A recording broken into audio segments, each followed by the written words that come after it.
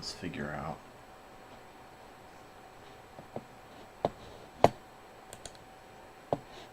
How do we get that channel content up there?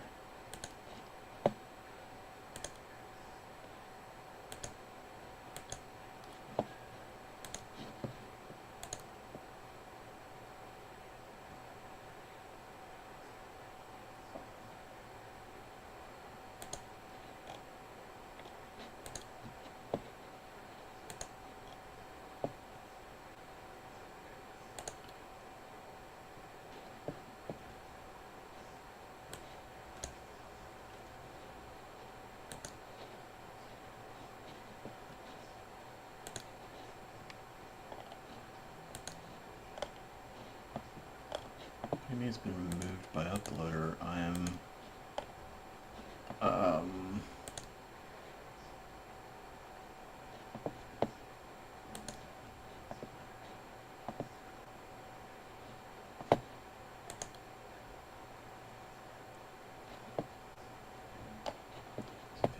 it says it's removed by uploader. That's not true.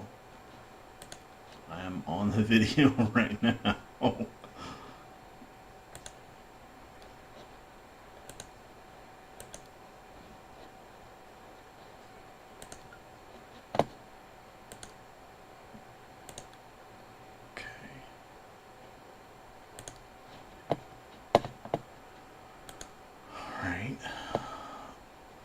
Well, the live is actually working, sort of.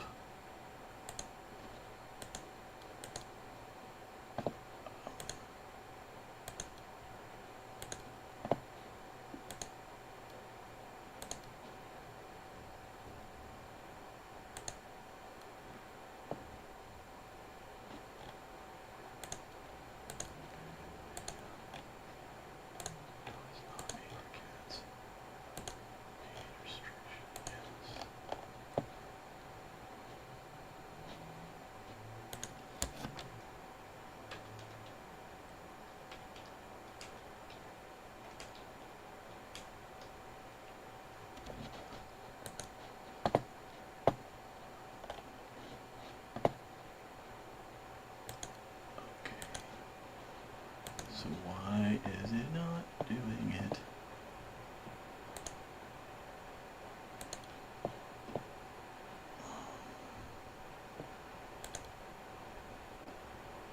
That's the video details, right?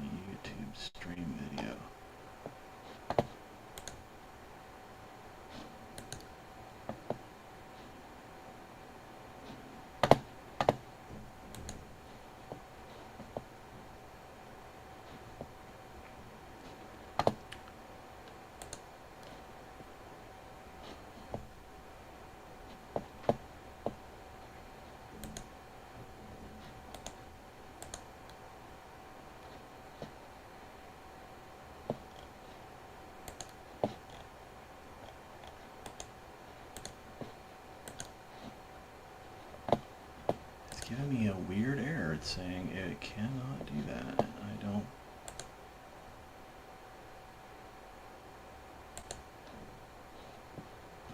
Is live.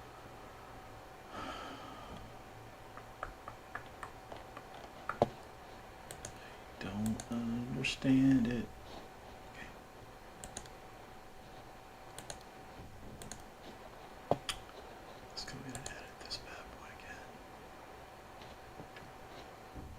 That'd be why.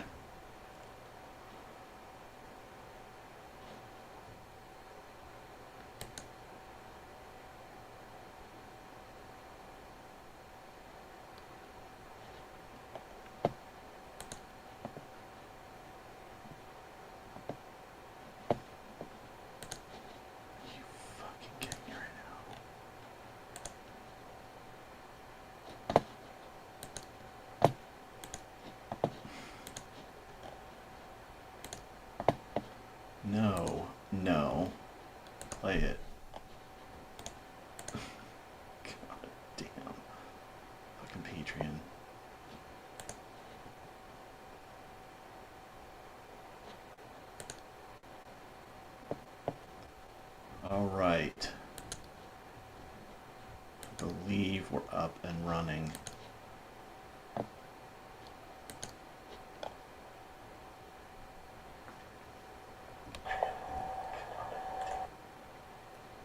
Okay.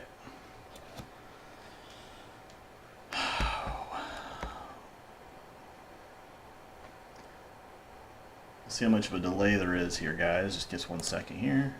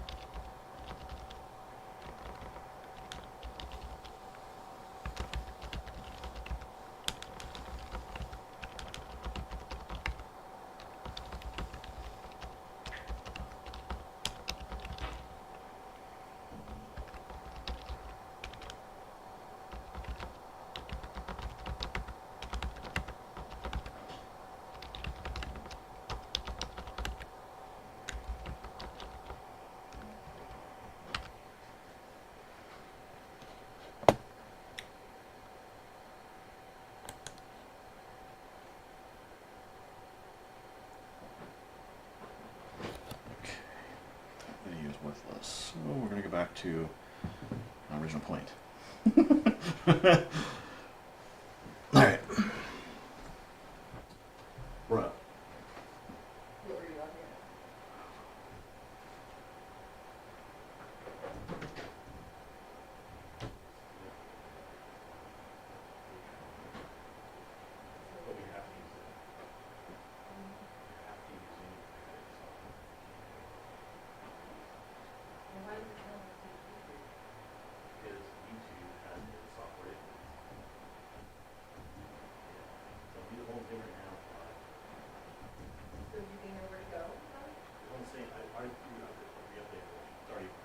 Live streaming on Patreon.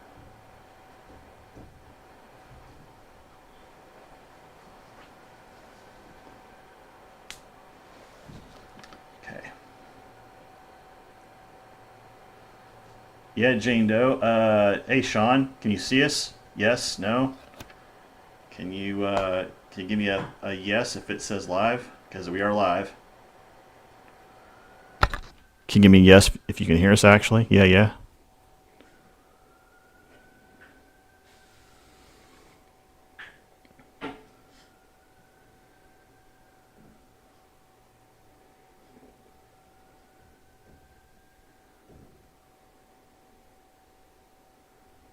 Okay, awesome. I apologize for running late. We've had some technical difficulties, as you saw in my post on Patreon. I feel like Han Solo right now. Would it help if I got out and pushed? Yes. So, we are live. Just give us a few minutes. And yeah, there is a bit of a delay. So, and I apologize for that. We're going to be getting into some stuff here in a few minutes.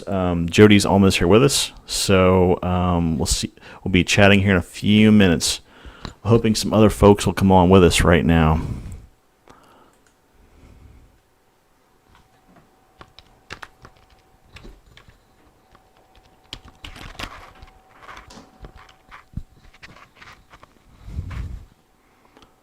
All right.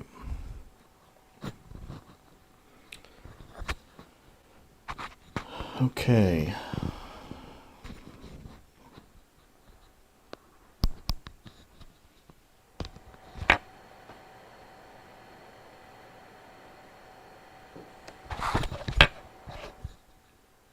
And how's the audio sound? Does it sound okay?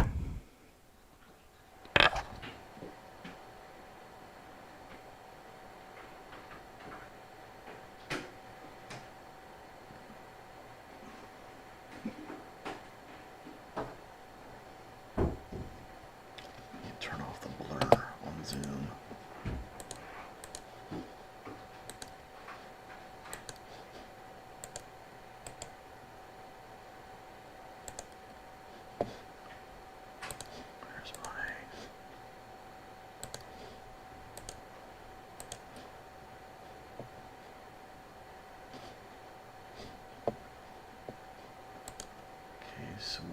is my Zoom settings for the live.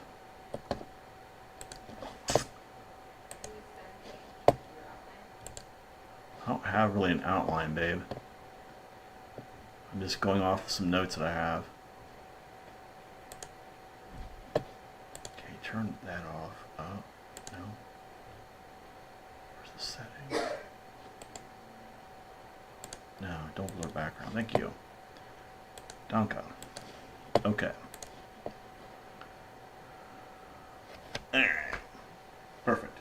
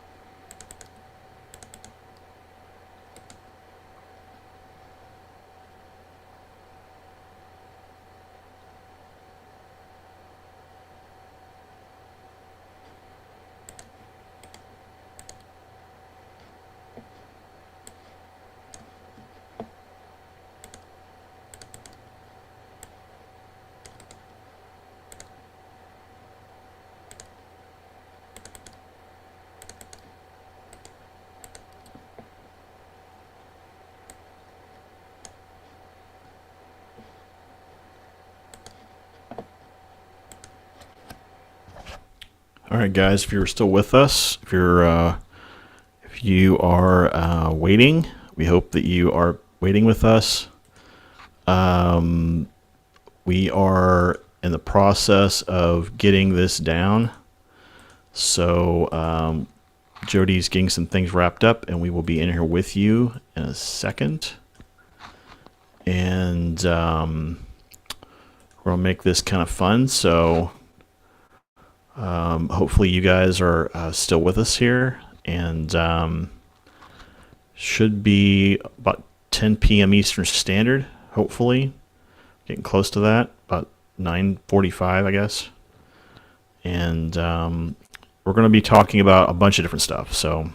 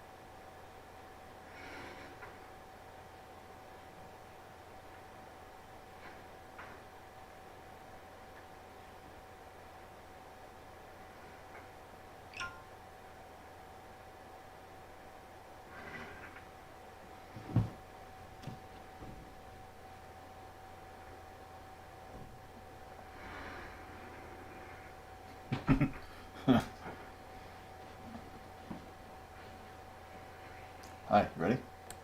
Do you have your documents? Mm-hmm. You do? Yep. Hold on before you start.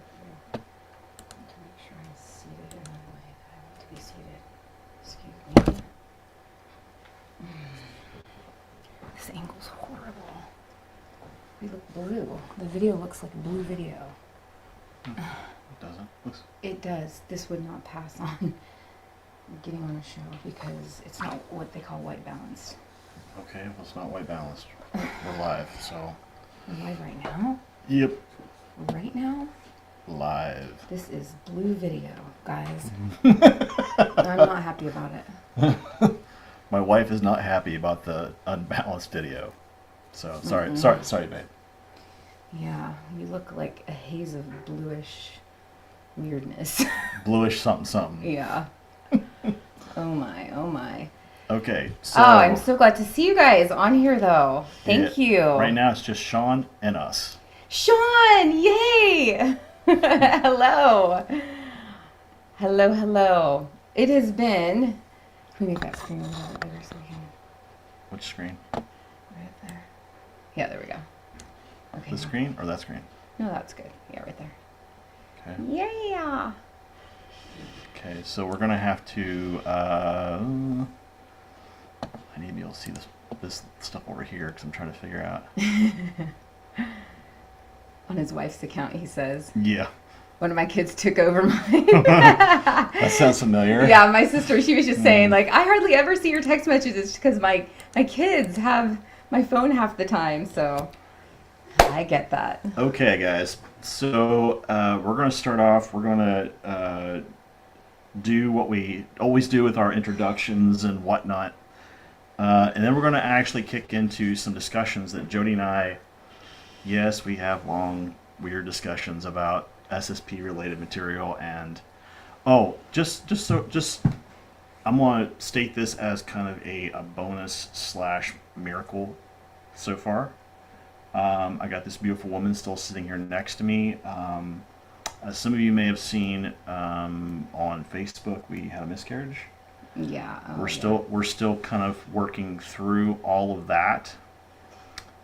She's had surgery yesterday.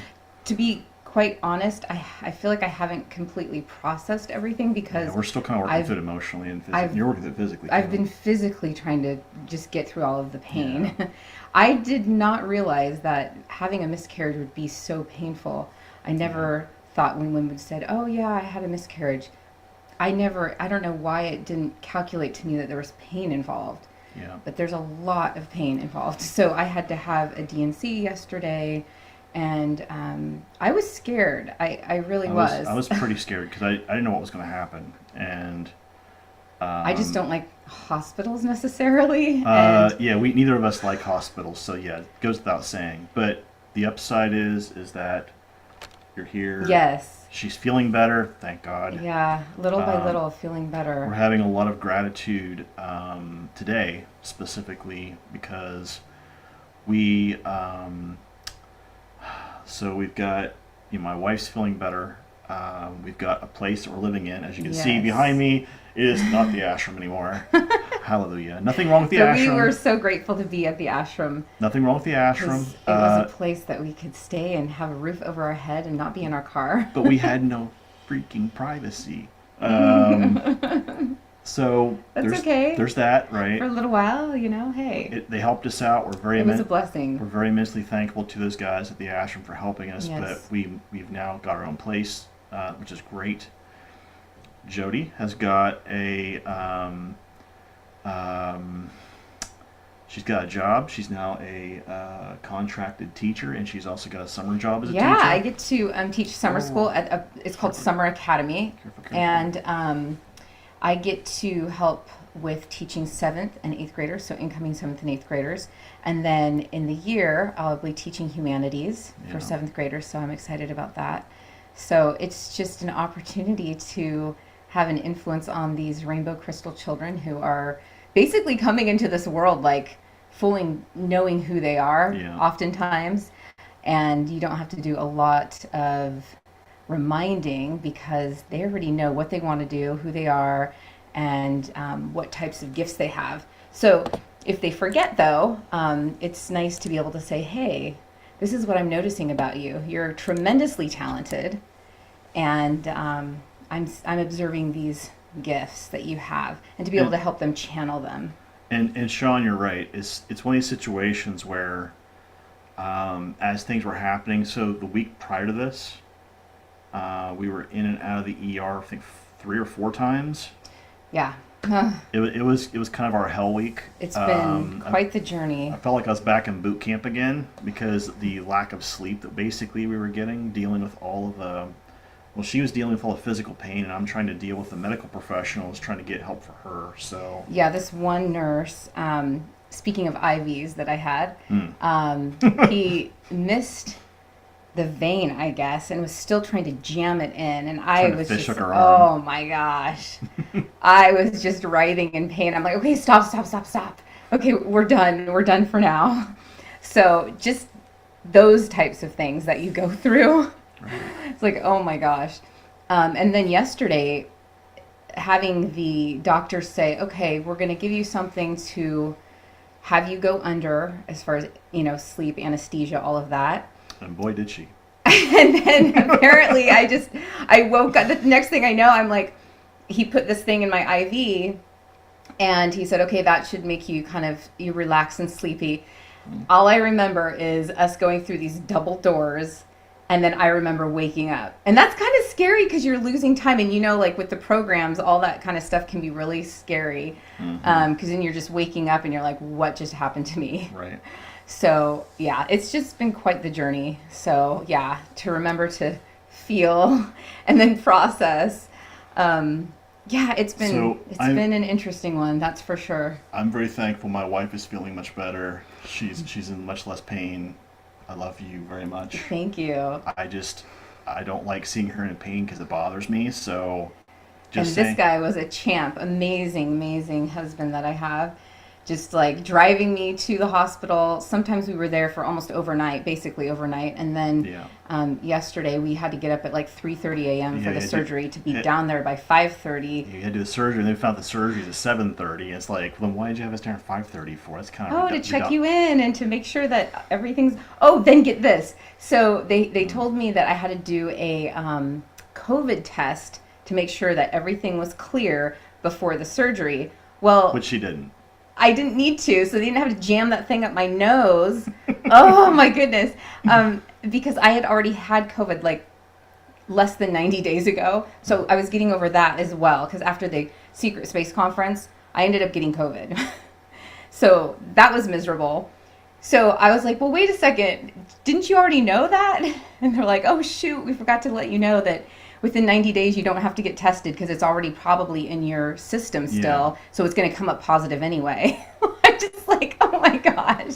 So let's kind of get into, I guess, the stuff that we normally do really quickly. But I do want to just like say we are so grateful once again, like Will was saying, we are so grateful for all that we have for you guys. You guys have helped us along this journey. So grateful for where we have right now. This place to live, a roof over our heads in a beautiful part of Northern California. And I'm so grateful for my husband. Yeah, I'm so grateful for my wife. It's just been... We've been kind of through the ringer this last month. I wouldn't want to do this journey without him at all. So we have been through the ringer. But the upside is we're now seeing a much brighter future coming out of this. So... there's Justin. Yay. So we got Justin and Sean now. Awesome. Yay. And Sean and Justin. Awesome. You guys are awesome gentlemen. And Justin, thank you for the prayers. I was going to let you just know that. I saw that via Facebook Messenger, so thank you.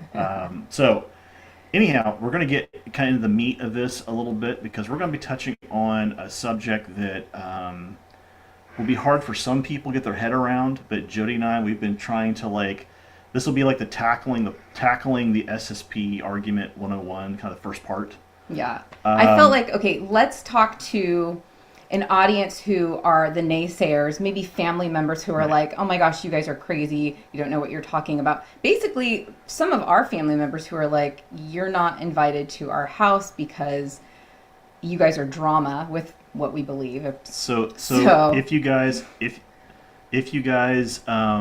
listened to our Journey to Truth talk when we were over there in May, beginning of May, there's a statement at the very end of that talk where Jody and I were chatting, and we were chatting about what the hard stuff is. I think it was, we talked about it a little bit during our joint talk, but we also talked about it on the panel, where essentially the conversational tone was, what happens if you come out, right? What happens if you want to come out? And my statement was that you could have what's been happening to us. You could have that happen to you as well. We've had people try to dox us. We've had people try to, do all kinds of crazy stuff. We've had family, like your family and my family, that have acted very adversely to us discussing this subject, to the point that her dad basically said, if you're with him, you're not welcome in our home, and we don't want the drama. Yeah. And it's like, drama. You're the one making drama. We didn't make drama. So, I don't understand. Craziness. Right. And the thing is, the delusional comment, I get that, Sean, because I wasn't called delusional, but Jody's stepmom basically went on this one woman tirade about none of this stuff's real and he's crazy and blah blah blah. He said he went to Mars. Oh my gosh, like all that kind of crap. So I did. And not only that, though, if people really want to get down to trying to look for documentation, it's all over the place. And so some of what we were doing through this difficult journey is we were also looking for that documentation, because if they ever asked us, if they ever invited us over to their home and we actually get to talk to them about it and say, like, look, there's actual Space Marines who are going up. There's more than Space Marines going up. Yeah. We also have some documentation. I would say from the time we went on Journey of Truth last time, everything has just been disseminated, like just this massive download of information, even more so. I remember, I don't know if it was Tyler that made the comment, but the comment was made during that episode that, it just feels like people need to know the truth, or there's not a lot of disclosure. And I pointed out to him, I said, well, disclosure is happening all the time. In fact, before we got onto that episode, I had Will look something up, because I said, I feel like this has come out already. Look it up real quick. And lo and behold, it had. Mm-hmm. So stuff is constantly coming out. Yeah. And so we just have to be on the lookout, instead of making blanket statements like, oh, well, that hasn't come out yet, or we don't know this yet. You might want to look it up, and you will have documentation. Like CIA has given us a massive download of information along with other agencies. So a good example of this, and Justin, you might get this because you're a Marine like I was.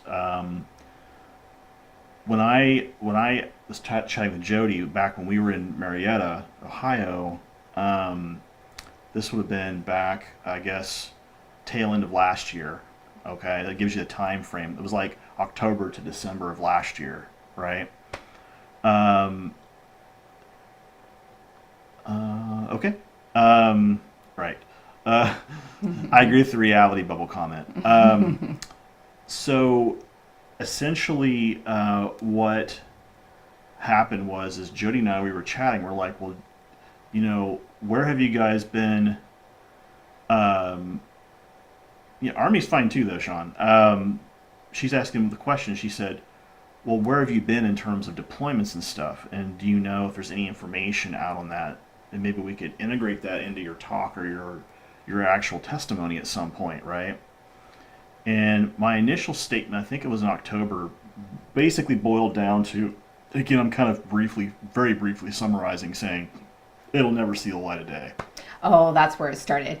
He's like, I don't think this piece of information of where I served and what I did, I don't think it will ever see the light of day. And I said, please go look it up right now.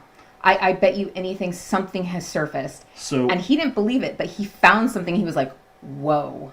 I can't believe they just came out with this. So what ended up happening is that if you guys understand how the government works, they have a declassification process they go through. And we are going to cover this in one of our videos, by the way, because When we get into some of the discussions, or maybe the second part of this, maybe we'll go into some of the DoD documents that we've gathered up and how they talk about what a special access program is, an acknowledged special access program, how classification really works. People who are civilians who've never carried a clearance, they don't understand how clearances work. And I think it's important that we kind of educate them a little bit. So, the secondary part of that was when we were chatting about this whole piece of my military history. I was told directly, I said by my commanding officers, this stuff will never see the light of day because of the way it was classified. And last October, there was a huge dump from the United States Marine Corps Headquarters Command, HQ CMC, right? As Justin, you probably know what that acronym stands for, right? Right, and I get that. So I get the whole Al Qaeda linkage thing. We're going to get to that in a minute, Sean. And that's actually why this whole my statement to Jody was what it was, because Somalia specifically, my unit was attached to another Marine unit that was already there. Us, SEAL Team 6, and some other units were all attached to this one Marine deployment that was there. And I think it was Operation Restoring Hope, I think is the actual name of the program. And essentially what happened was, because of some of the stuff we did, my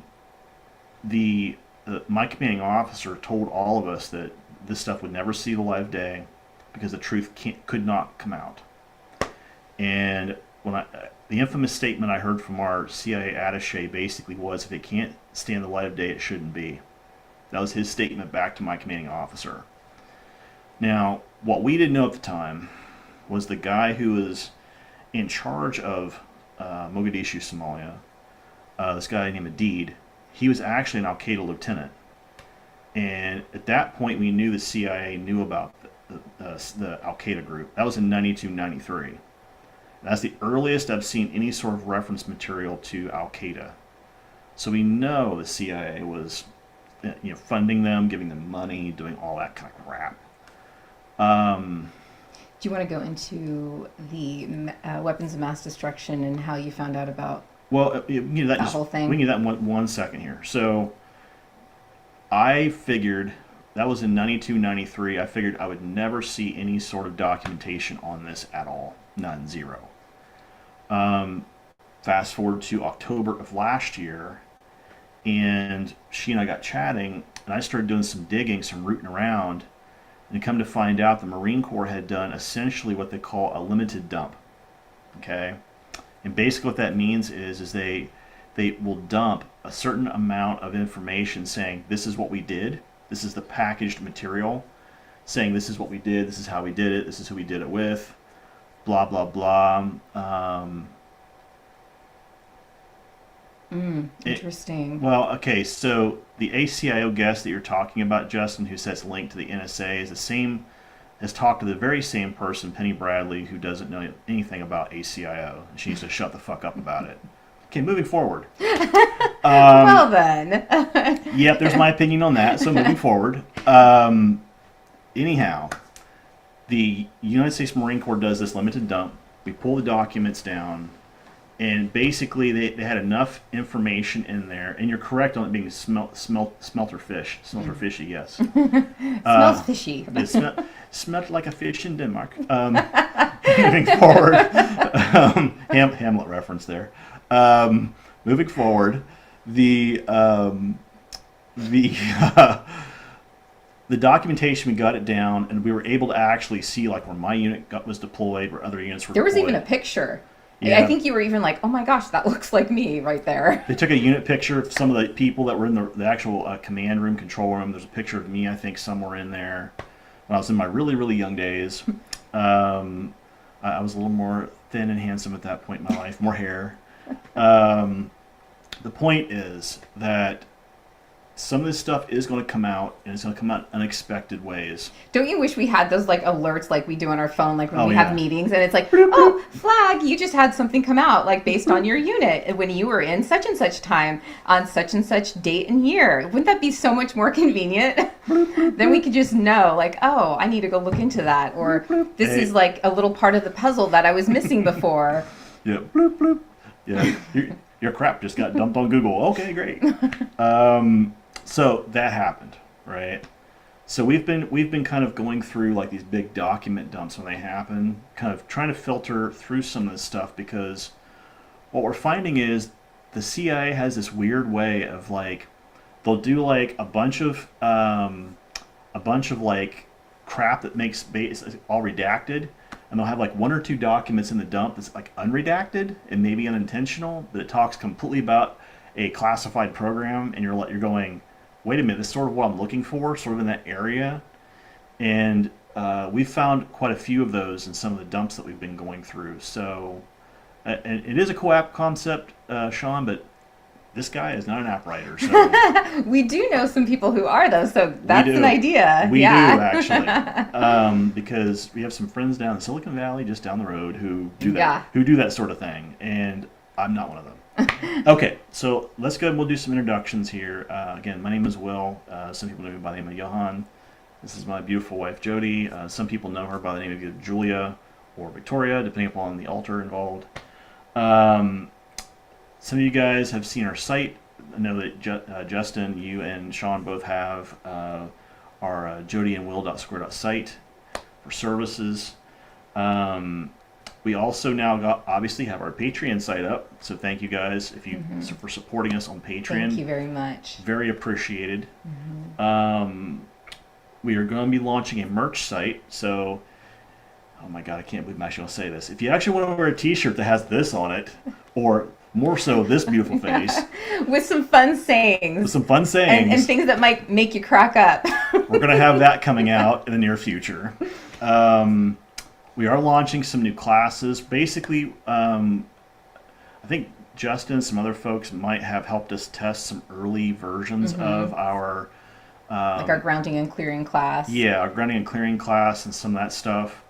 We're not sure if we're going to stick with that site, meaning Thinkific or not, but we're going to make an announcement on that probably the next. We don't know how long, but we're definitely making an announcement about it. When you see that announcement come out on the discussion group and business page, at that point you pretty much can be verified that we will have it up live.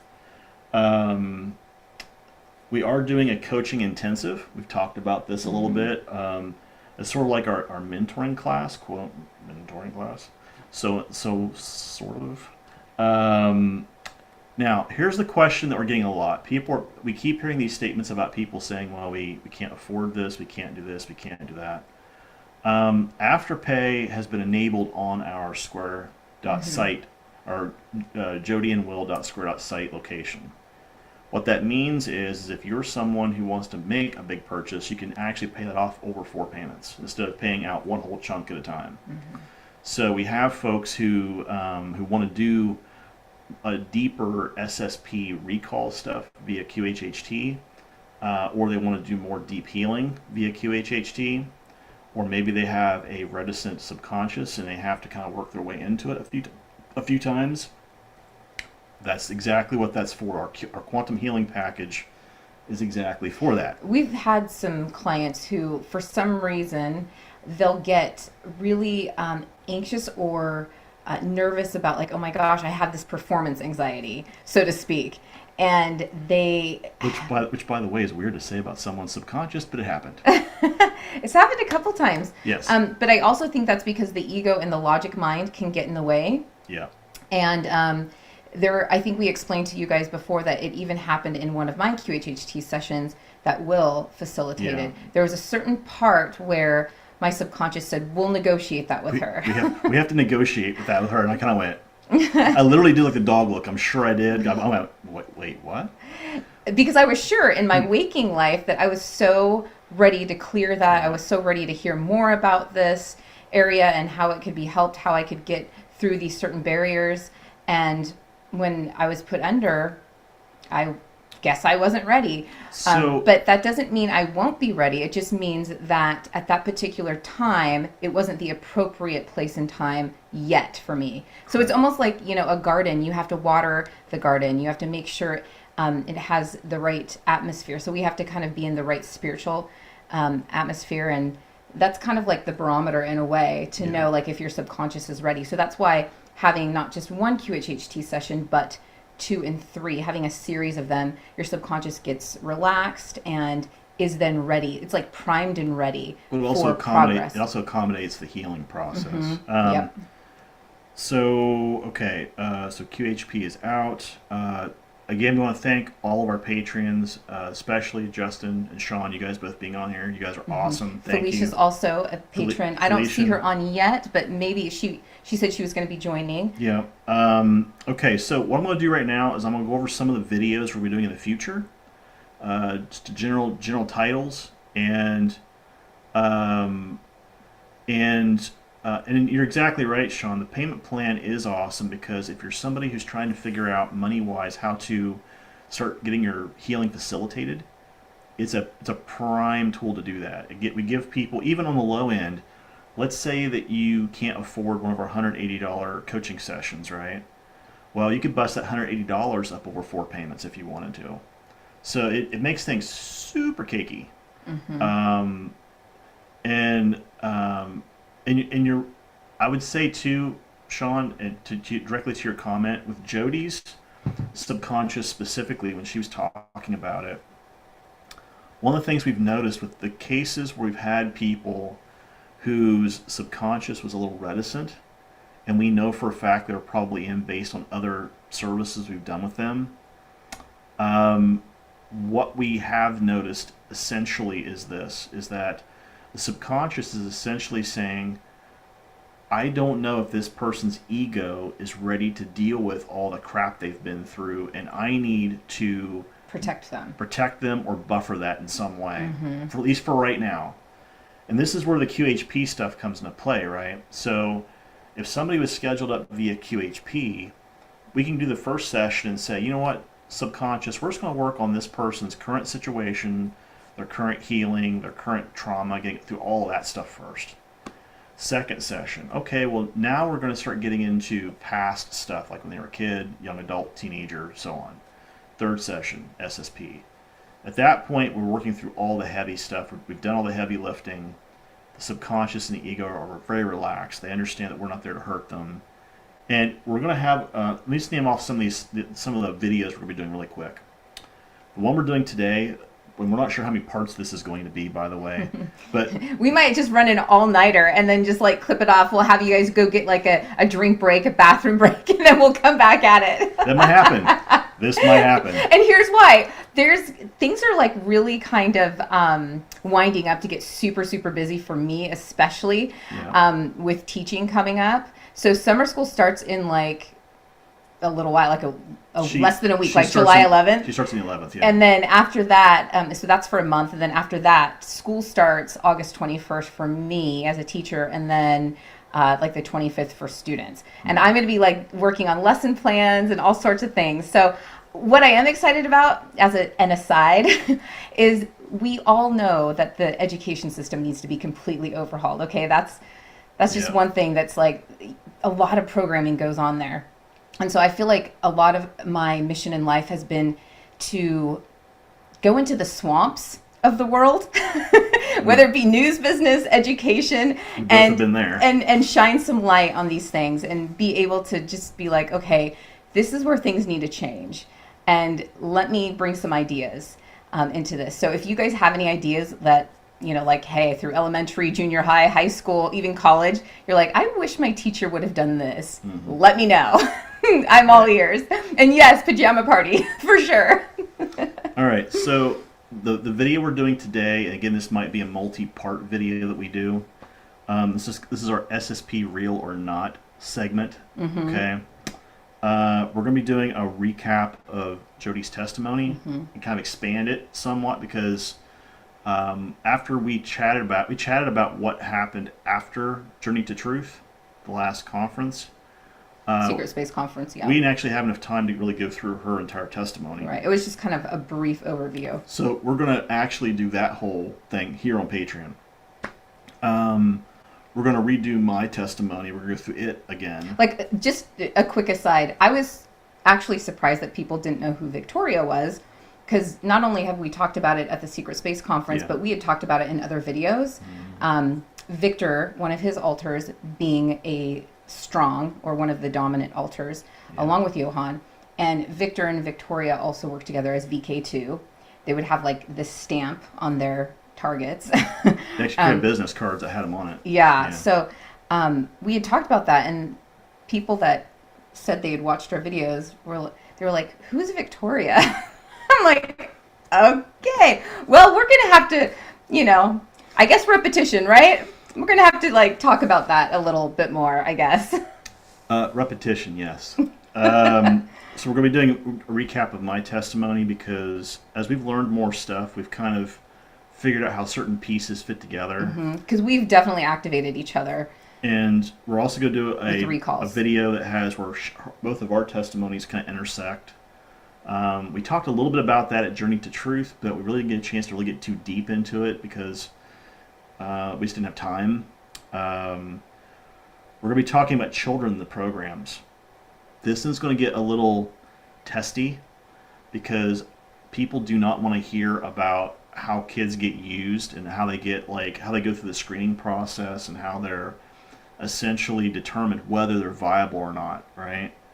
We're going to talk about some of the hard stuff too. So there's some things I have never discussed, testimonially speaking, on any interview, including SRA and some other stuff. We're going to be going through that as well, because that, at least in America, is a huge source of trauma.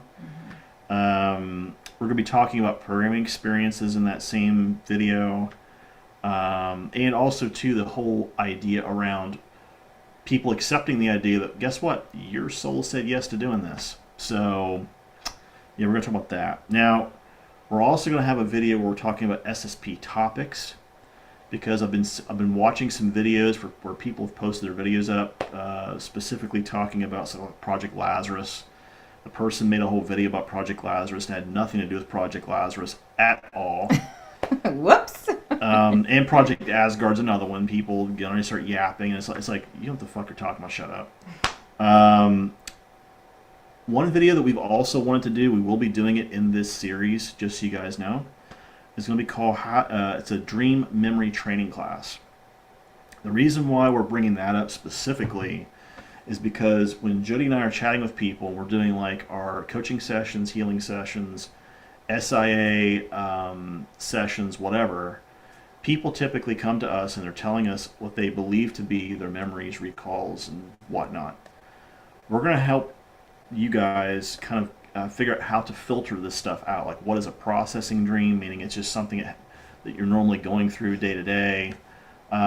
Maybe it's a screen memory, maybe it's a recall. And how do you figure out where you are within that spectrum of memories? And then some of the tech that we're finding out about that's been released, Yeah. and that is to edit memories, Yeah. and to insert memories. Insert memories, Yeah, edit which is memories. Scary. Right, and exactly, you're right, Sean. The darkness sucks, and But the hard stuff, we do need to talk about it. well, we do need to talk about it because a lot of times when people, the thing that I have a real difficult time with is when, it's already scrolled down, babe. Okay. Back over here, please. There we go. There you go.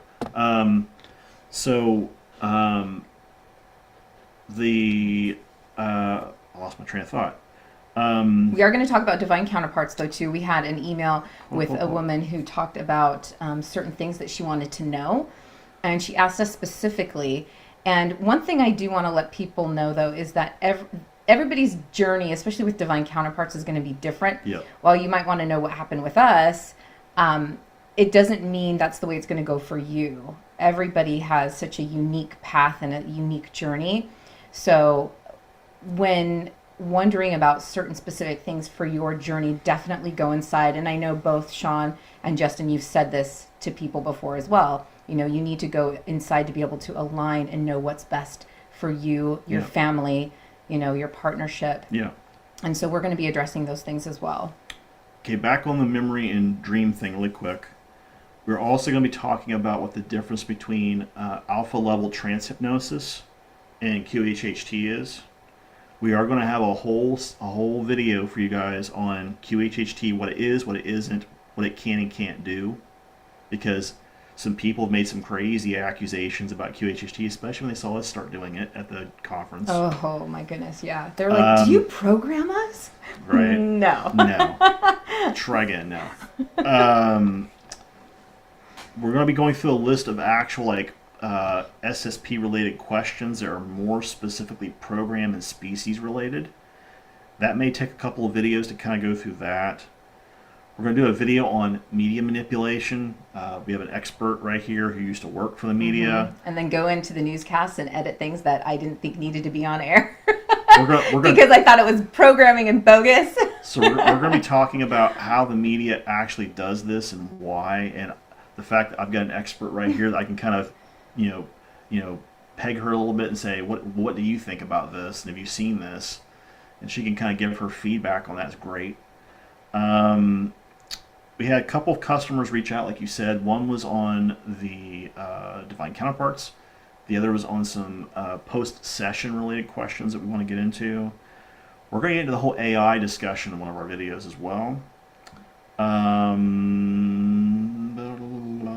And then we're going to have a video talking about some disclosure community related stuff.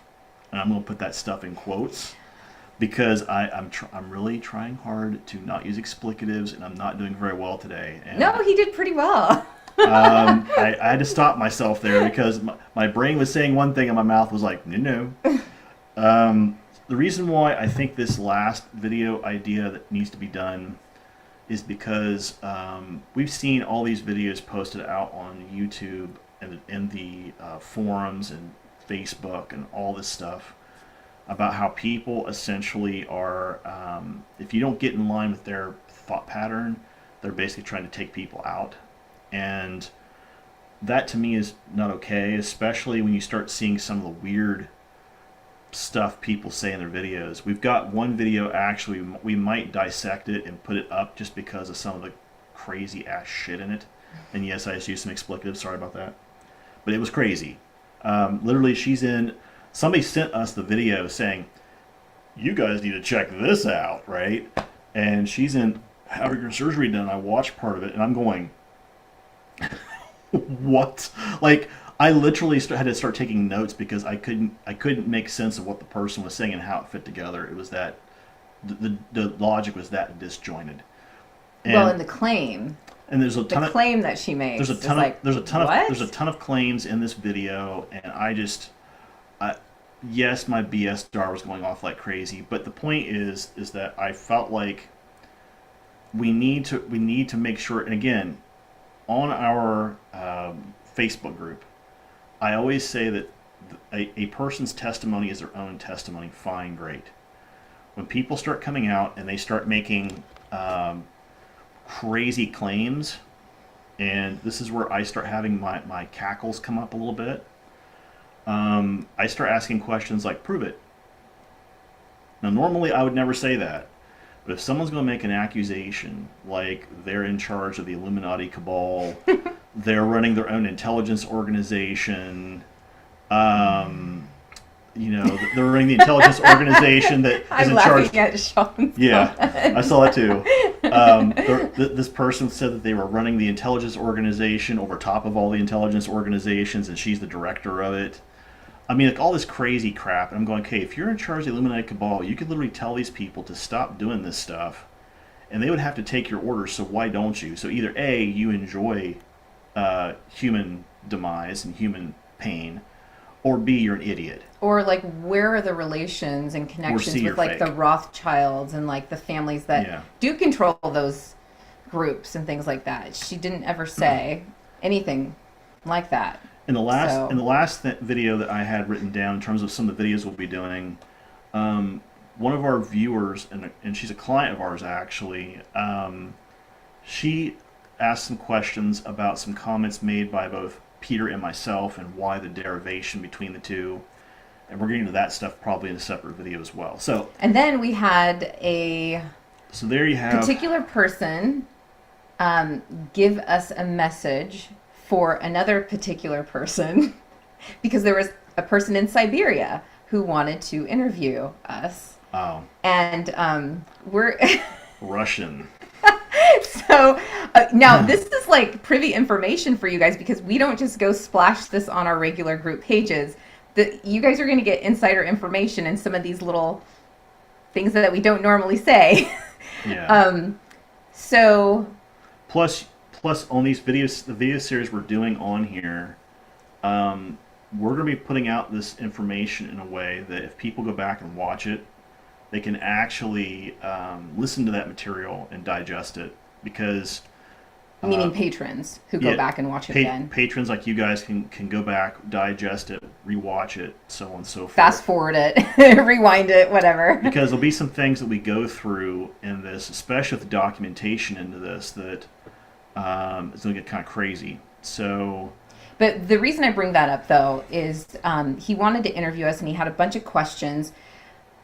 But we let him know that we were actually going to go over a lot of those questions doing our own content first. So that's what we've really been concentrated on, is to really get those things out that we've had ready to go for quite a long time. It's just there's certain things that have gotten in the way just because of our journey, the way it's gone. But I think that has to do with timing as well. The secondary, and I would say probably just as important note on this, was at the time that he wanted to do the interview, probably even more important than his interview, was at the time that he wanted to do the interview, Jody was actually going into the ER, and we just didn't, scheduling wise, have the freedom to do it. And then thirdly, I was not okay with doing it, getting paid by and doing an interview for a guy who's Russian because of his stance where he's very pro-Putin and I'm not.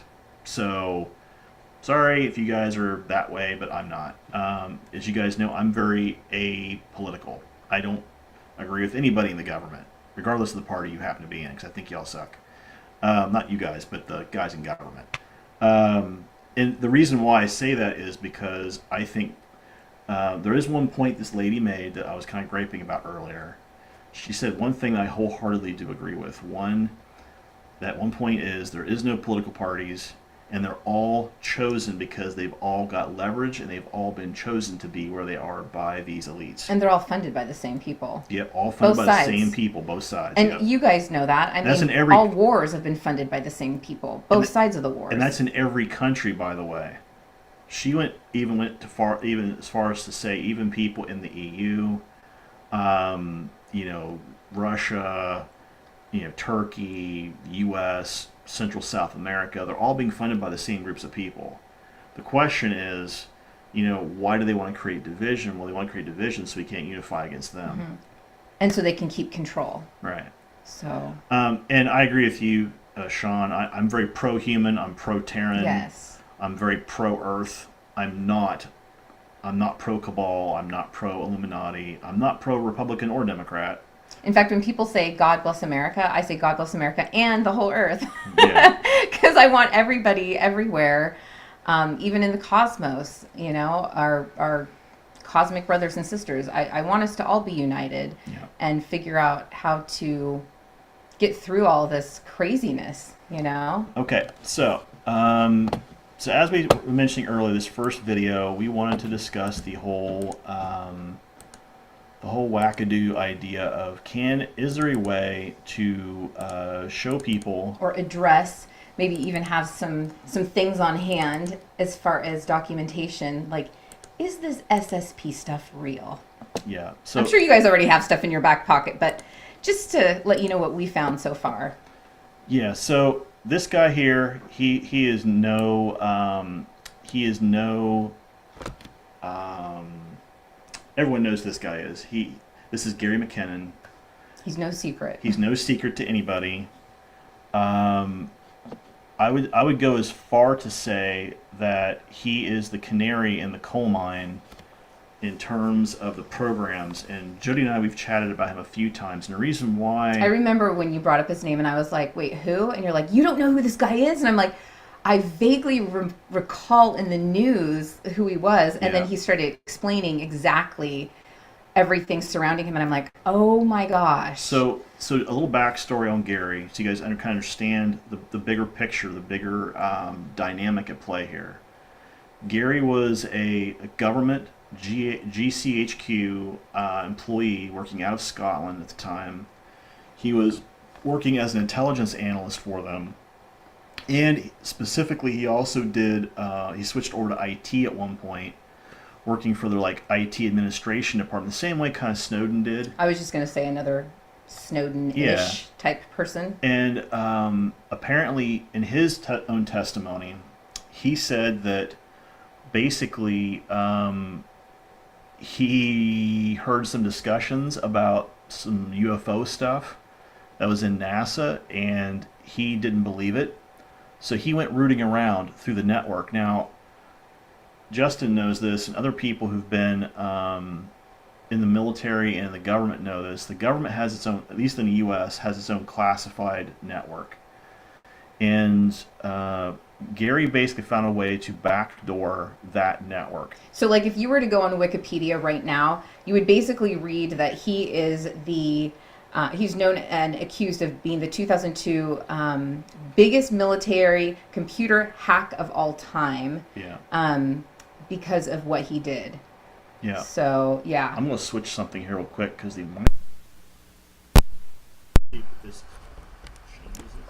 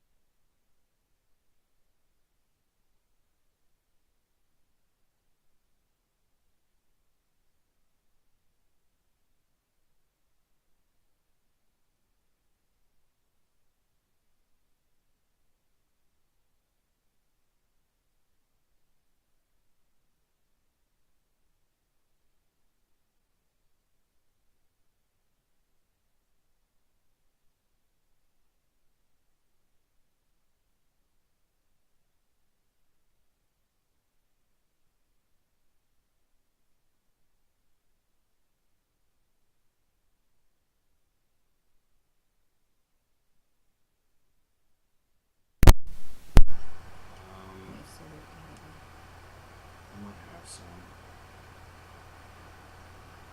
Okay, just give me a sec here. Okay, we're going to switch out batteries, guys.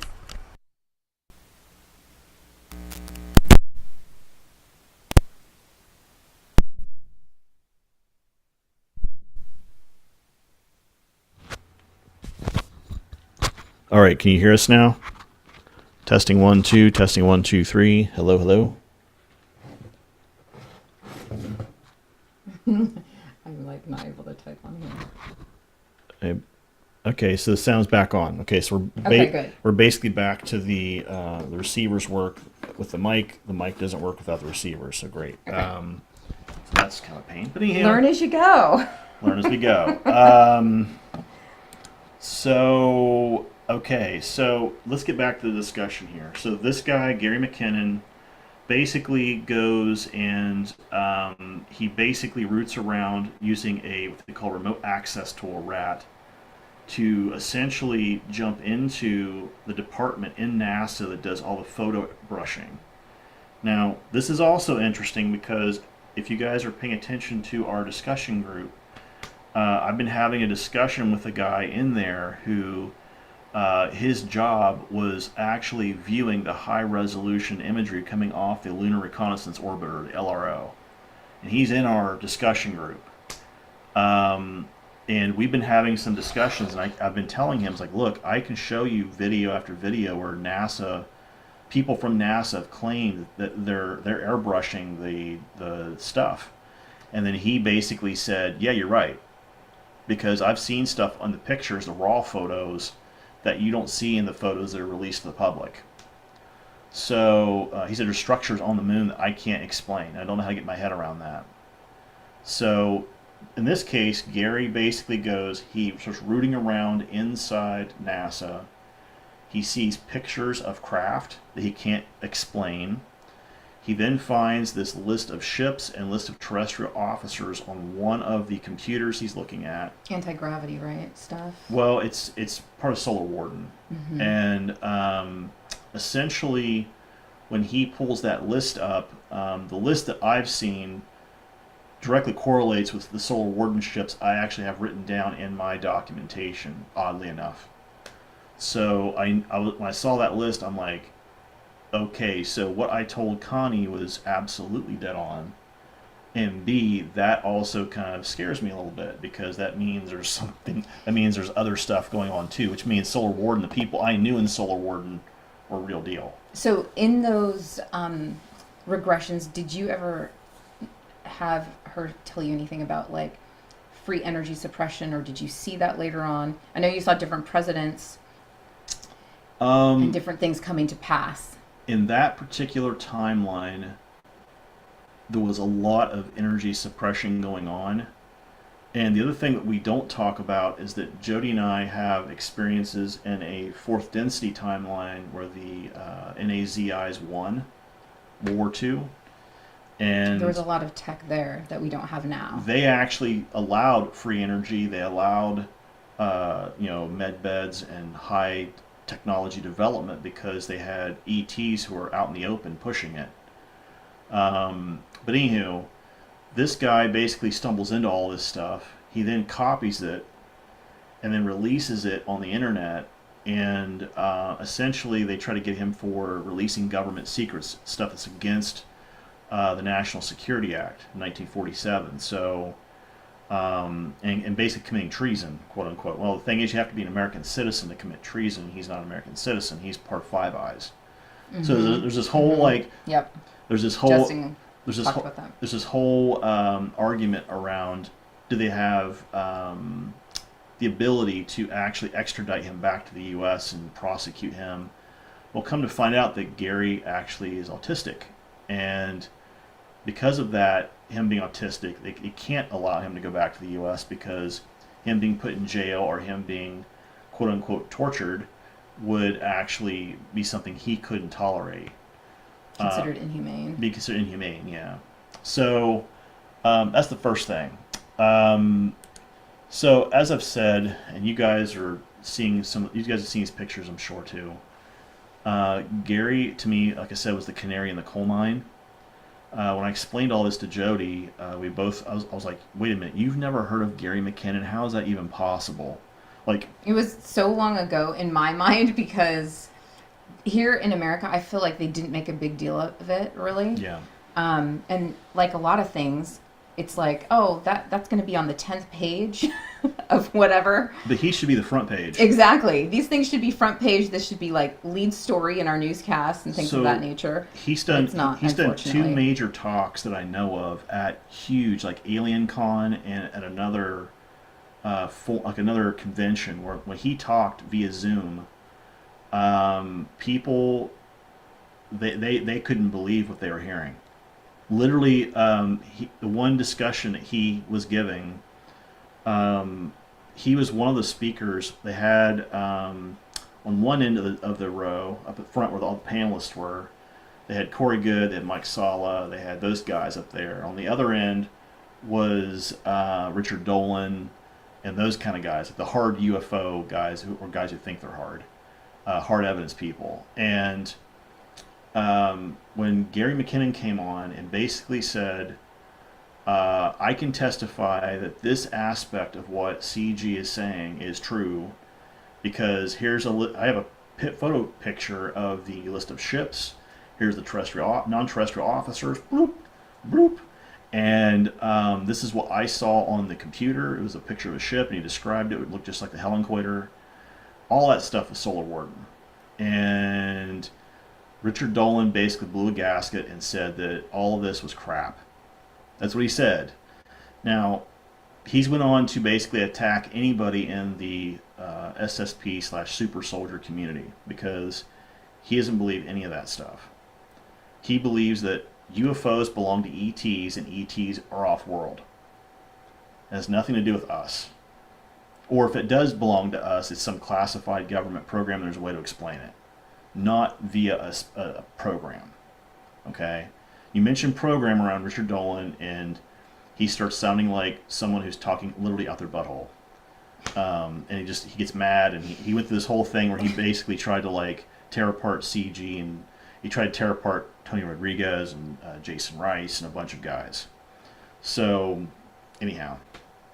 So he's the first guy I would point a finger at and say, look, evidence here, go look at that evidence, because that evidence is dead on. This guy was not involved in the programs, but he absolutely found evidence of a program. And he found evidence down here of the program up there. So that's the first thing I would point at. All right, now we're getting into some fun stuff. It's also fun. It's also fun. So now we're going to get into...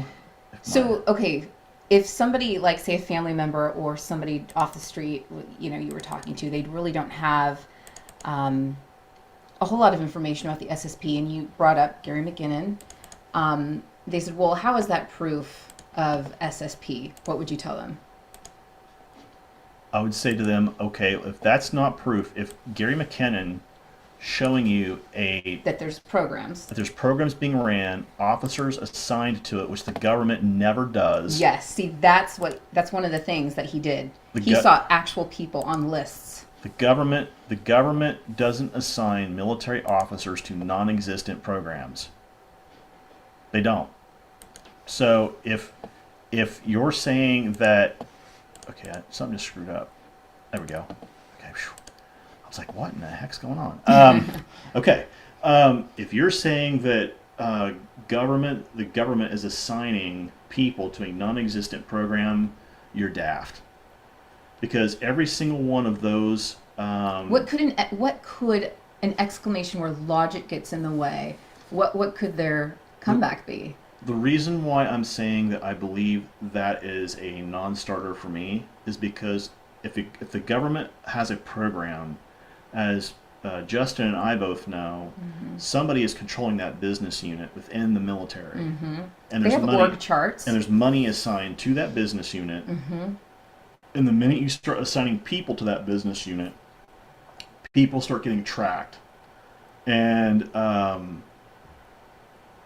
right, and as Sean just said, he goes, my first job in the Army was 97 Echo, which is military intel interrogator. I was just going to say, I knew Sean had done intel, so yeah. Yeah, and he's like, I'm good at sniffing out bullshitters. Yep. Exactly, Sean. Yep. I've worked with a lot of intel people. I know exactly the kind of guys you're talking about. Well, my point is that usually, for those of us that have been in the military, the first thing you would say to them is, look, the government's not going to create a non-existent program, assign money to it, and then assign people to it. That's the process they have to do. They have to create the program, the cost unit, the business unit, assign the money to it, and then assign people to the program, right? And they also assign a clearance to that program. So there's this whole process you go through in order to create military-based programs. Again, when we do the DoD portion, we're going to discuss that whole process because they talk about it in the DoD manuals. How do you do it? So that's one comeback, as you know. Secondly, what we're talking about right now, if they say these programs don't exist, then explain to me why the hell someone made that craft.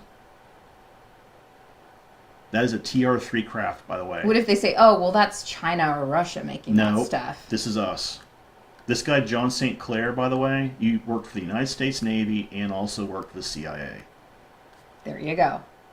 And the thing is that if you look at this particular piece of information, it came out in 2006. This guy designed a TR3 craft, which we've talked about. And again, this is a later revision because, and the reason why you know that, by the way, is when you're looking at the document, if you look at line 51 and 52, it actually shows you how many different revisions have been in place. Those numbers up there where it says 244/171.5, that tells you how many revisions and how many submission times it took to do stuff and keep stuff updated. So it was ongoing. This has been an ongoing document. Yeah. Okay. And so right here, Justin's also saying that, Congress has admitted Yeah. at times, and I would venture to say even many times, Yeah. that we have secret space programs and they're well documented. I So- agree wholeheartedly. So this is an example, program-wise, of how the craft have been documented. Their propulsion systems have actually been documented to say, oh, yep, we have that, blah, blah, blah, right?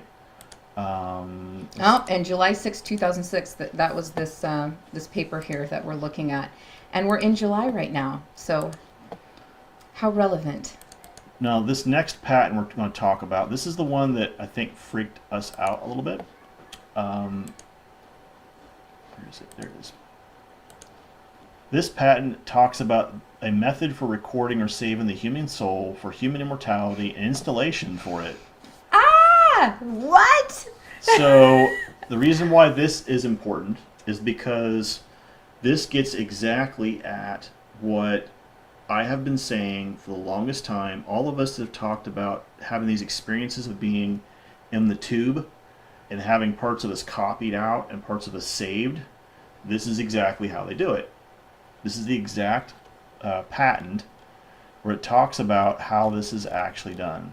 So there have been dreams where he woke up and he looks at me, he's like, oh my gosh, you're here. And I'm like, what do you mean? What happened? What did you dream about? And he's like, oh my gosh, it was crazy. I saw you in the tube and I was trying to wake you up and you weren't waking up. And he could see the people around us and he could see the people working on us. We're both in tubes. I was in one tube, she's in a different tube across the walkway area. But anyhow, this is the patent that's used for copying that parts of the human soul, the brain, where the subconscious and our ego and parts of us reside.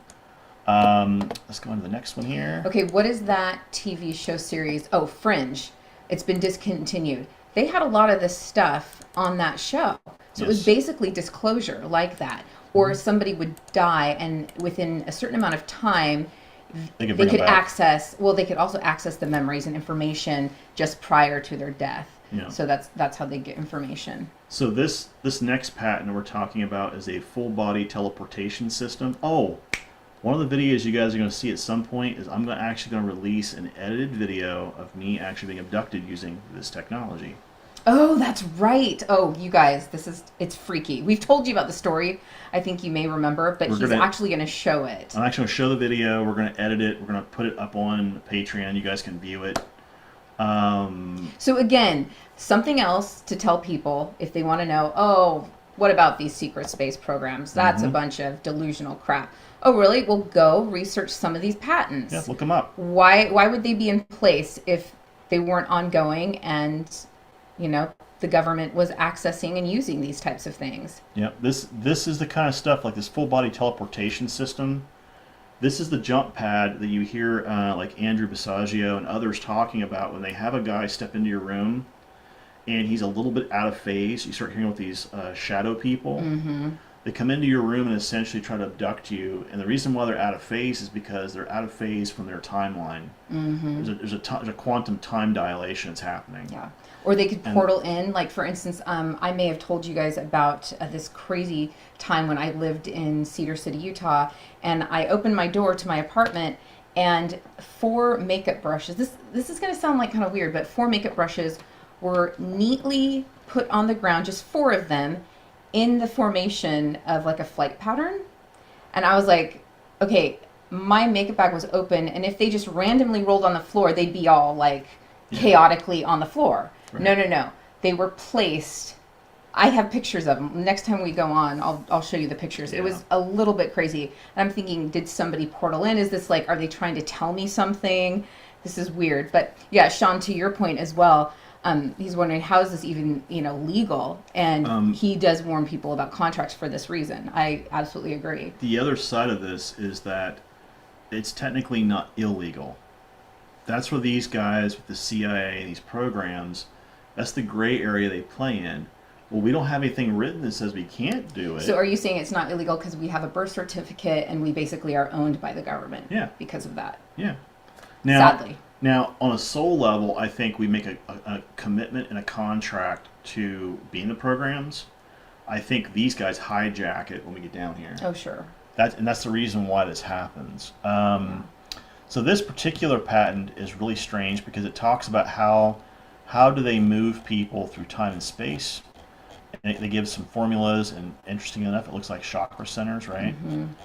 Energy centers in the body, and this whole chart's telling you about the wavelength and how do you tune for each of the chakra centers. There's a lot of craziness in this whole thing, but anyhow, this patent also is similar to the Gateway Project that we talked about on Journey to Truth, that episode, which also had a patent. Yeah. Okay, we're gonna move into the next one here. Can you tell we've been busy just looking stuff up? Yeah. Yes, we have. You're like, oh my gosh, look at the patent I found. I'm like, oh my goodness. Okay, so I'm going to bring up another patent here. This is actually a graphic, but it is very much to the point. So this patent here, this is a nervous system manipulation patent developed by the guy that you saw who developed the TR3 patent. It was designed to show how people are visually programmed through their TV or screens. It's so sad just seeing those little people's faces like And that. Like it they're all shows- hypnotized and like It shows how it looks traumatizing. It shows how the photographer actually captured how kids were actually hypnotized by watching TV, so on and so forth. I'm sure as parents you've seen that stare. Mm-hmm. It's not pretty. You're like, okay, enough TV, guys. Time to go play outside. Now, this is the actual patent. I found the actual patent as well here real quick. This is the actual patent right here. And you can show them how it's affecting the woman down here in the bottom. And right here's a list of the other associated patents with this particular patent. Mm-hmm. And there are a lot. Yeah.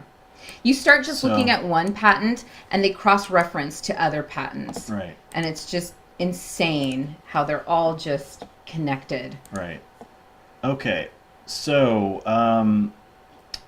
let's see here. Is this the other one I was thinking of?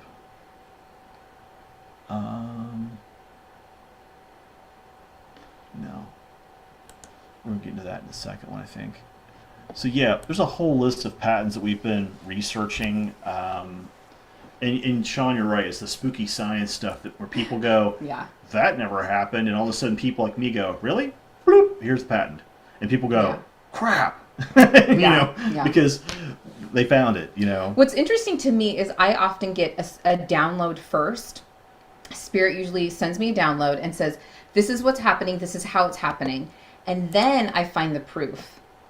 But it's interesting how that spirit to spirit communication happens. It's almost like there's a scripture that says, like, there's a trial of your faith, and then after the trial of your faith, miracles are shown and certain things are shown. So it's like we have to have faith that, like, the communication we're getting from spirit, like, okay, let me go see about that, or let me go research that. And lo and behold, when we follow that voice and that, our inner GPS, we find the evidence.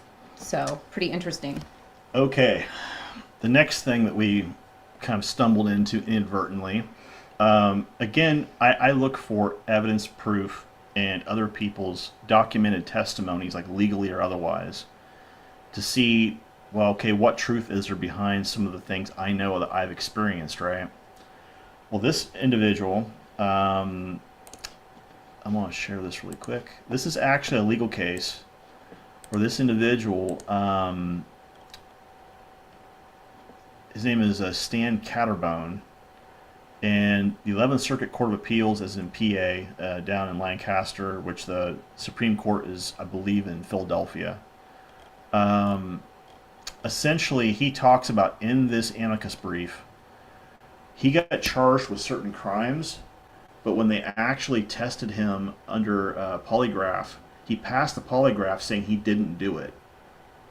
And then the government Yeah, came yeah, and then yeah. the government came back, and he actually, because of discovery, he was trying to get evidence saying, well, what evidence do you have that I did it, right? That I did it. And the government came back and said, because of national security issues, we cannot release that information. So it's like, wait a minute, you're going to throw me in jail for having Right. committed a crime, but Right. you're saying, going to convict me for something, but you're not going to tell me how this is done or but you're saying, how you know and have evidence that I did this. so you're going to say you're going to suspend my habeas corpus rights and not even give me my due time in court, showing the evidence to people. So this is from his lawyer. This amicus brief is from his lawyer, stating that the government is not granting jurisprudential except in certain cases, and specifically, they said this isn't technically national security because the CIA has already, told everyone that MK Ultra exists, Yeah, MK Ultra exists. and some of its other programs existed. And he goes down to this list of stuff where he says, how is my client's rights being violated, or how is the government's rights, the national security rights being violated? And basically he goes down to this list of like all this stuff saying, does this person have a right, to actually have this information? And basically the court comes back and says yes and yes. Interesting how the Clintons were involved. Right. Spooky science. Right. They're usually in it. And basically the one thing is that they also, in this case, they talk about the family and who is also involved in the family, and were there other incidents involved with people in the family, meaning genetic linkages. Remember we talked about that stuff, right? And also too, the second question that came up under this was, does this individual fall into a criminal civil conspiracy while engaging in whistleblowing activities, i.e. around the CIA and international arms dealing? Yes. So here you basically have the Supreme Court for the state of Pennsylvania coming out and saying, yes, this guy was involved in this due to FOIA, but you have to produce the evidence, government, or drop the case. So, yeah. This case is actually, he's still technically, it's under appellate rulings right now. This is in 2018. Wow. Let's just go to this. Next time he's in court, let's just go. I believe Field trip. I believe he still technically is in custody. Now, whether the government released the, we haven't seen anything. I haven't seen anything yet saying they released any of the information as far as evidence is concerned. But again, they went through this whole thing. The lawyer went through this whole thing about getting affidavits, getting evidence that the client had, all this stuff. So, okay, let me throw a wrench in something. Now that they're doing DNA testing for crimes and things like that, Right. even so, you still, almost with these types of things, can't utilize that because of the different Clones. tech. Clones. Well, clones, but also the different tech that we saw. We saw the patent prior to this. Yep. And when you're doing these transitions in between dimensions and stuff like that, you're not going to have like certain DNA evidence Right. even at a scene. Right. And the other side is too, the whole Catterbone case, that whole thing stirred up a big hornet's nest, because what you'll notice is right after that case, the way the government handles whistleblowing, because I also know a lawyer in D.C. who handles some pretty high profile whistleblowing cases, because I did bodyguard work for him for a little bit, and for some of his clients. And specifically, the way they handle the whole subject around whistleblowing now is very different than it was in 2018. Because the way this guy's lawyer went at it, he said, well, if you're going to charge my client, then you need to provide evidence that my client did something wrong. I.e., don't violate his First, Fourth, and Fifth Amendment rights or his Eighth Amendment rights. And the federal government said, well, we can't because it's national security. He said, then you can't try my client. Because if you're not going to provide evidence, you're also not going to suspend his habeas corpus rights. So, F off. So then that defense could also be used, though, for school shooters. Well, and again, this gets back to the whole where's the evidence at right now?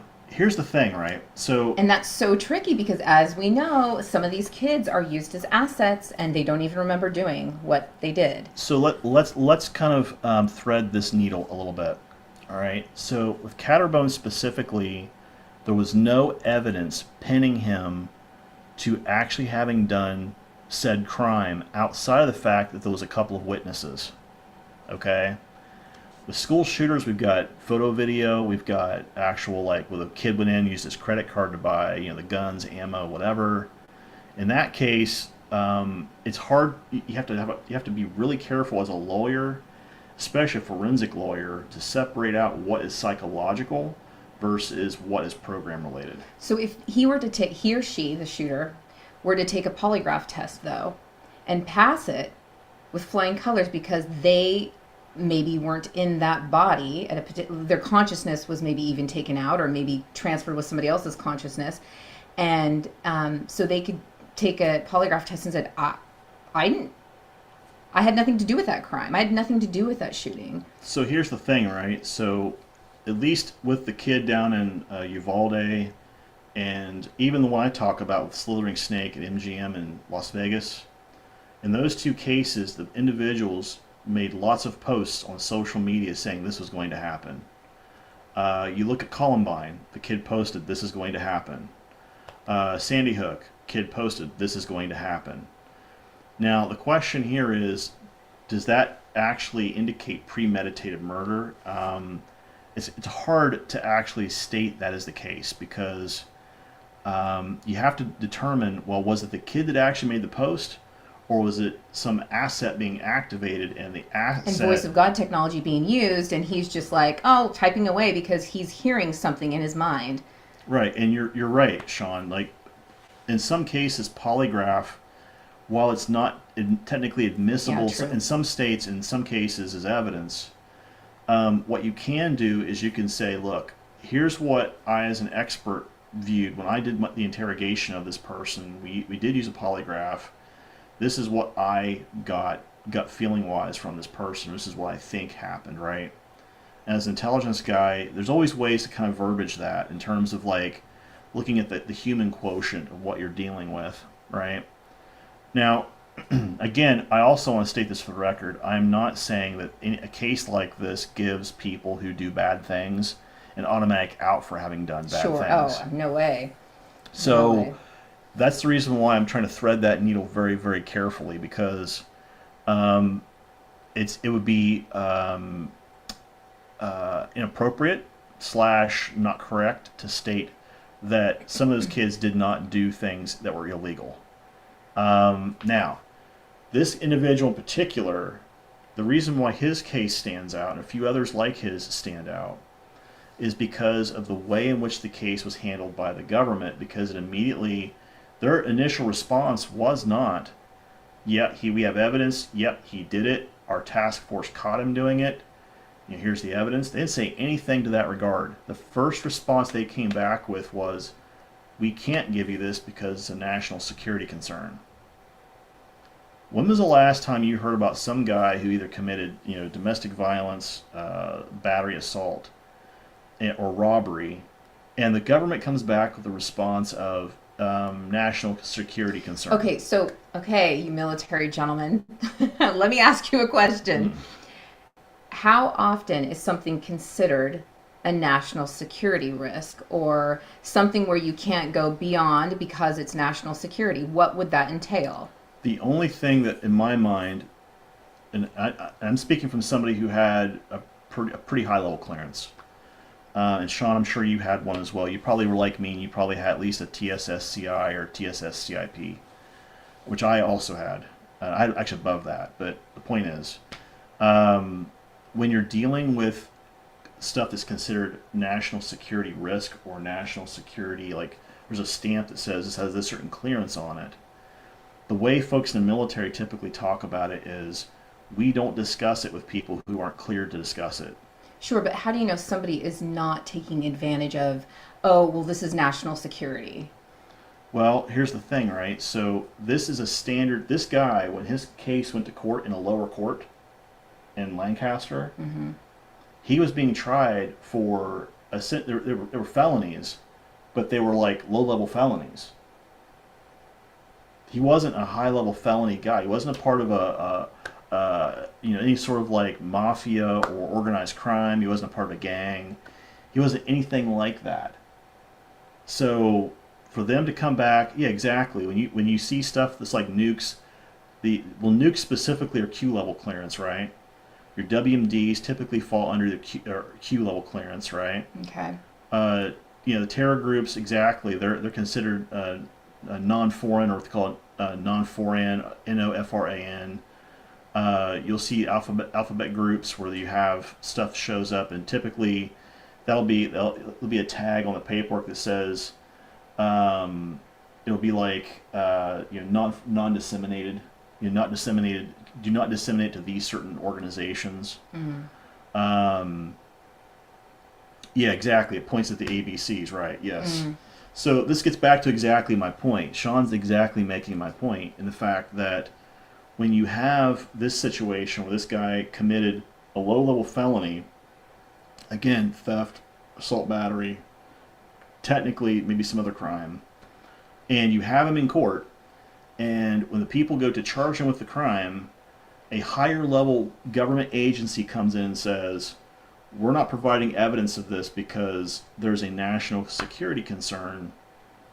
My radar kind of goes off at that point, because it doesn't make a lot of sense to me. Why the government would pick some dude off the street who's a nobody and basically say that he in fact has somehow violated national security by having his case in court, right? So the two things don't add up at all. So That's interesting. So just to expand upon the school shooting stuff, though, real quick, what would your answer be to the fact that you have voice of God technology? Yeah, B2K.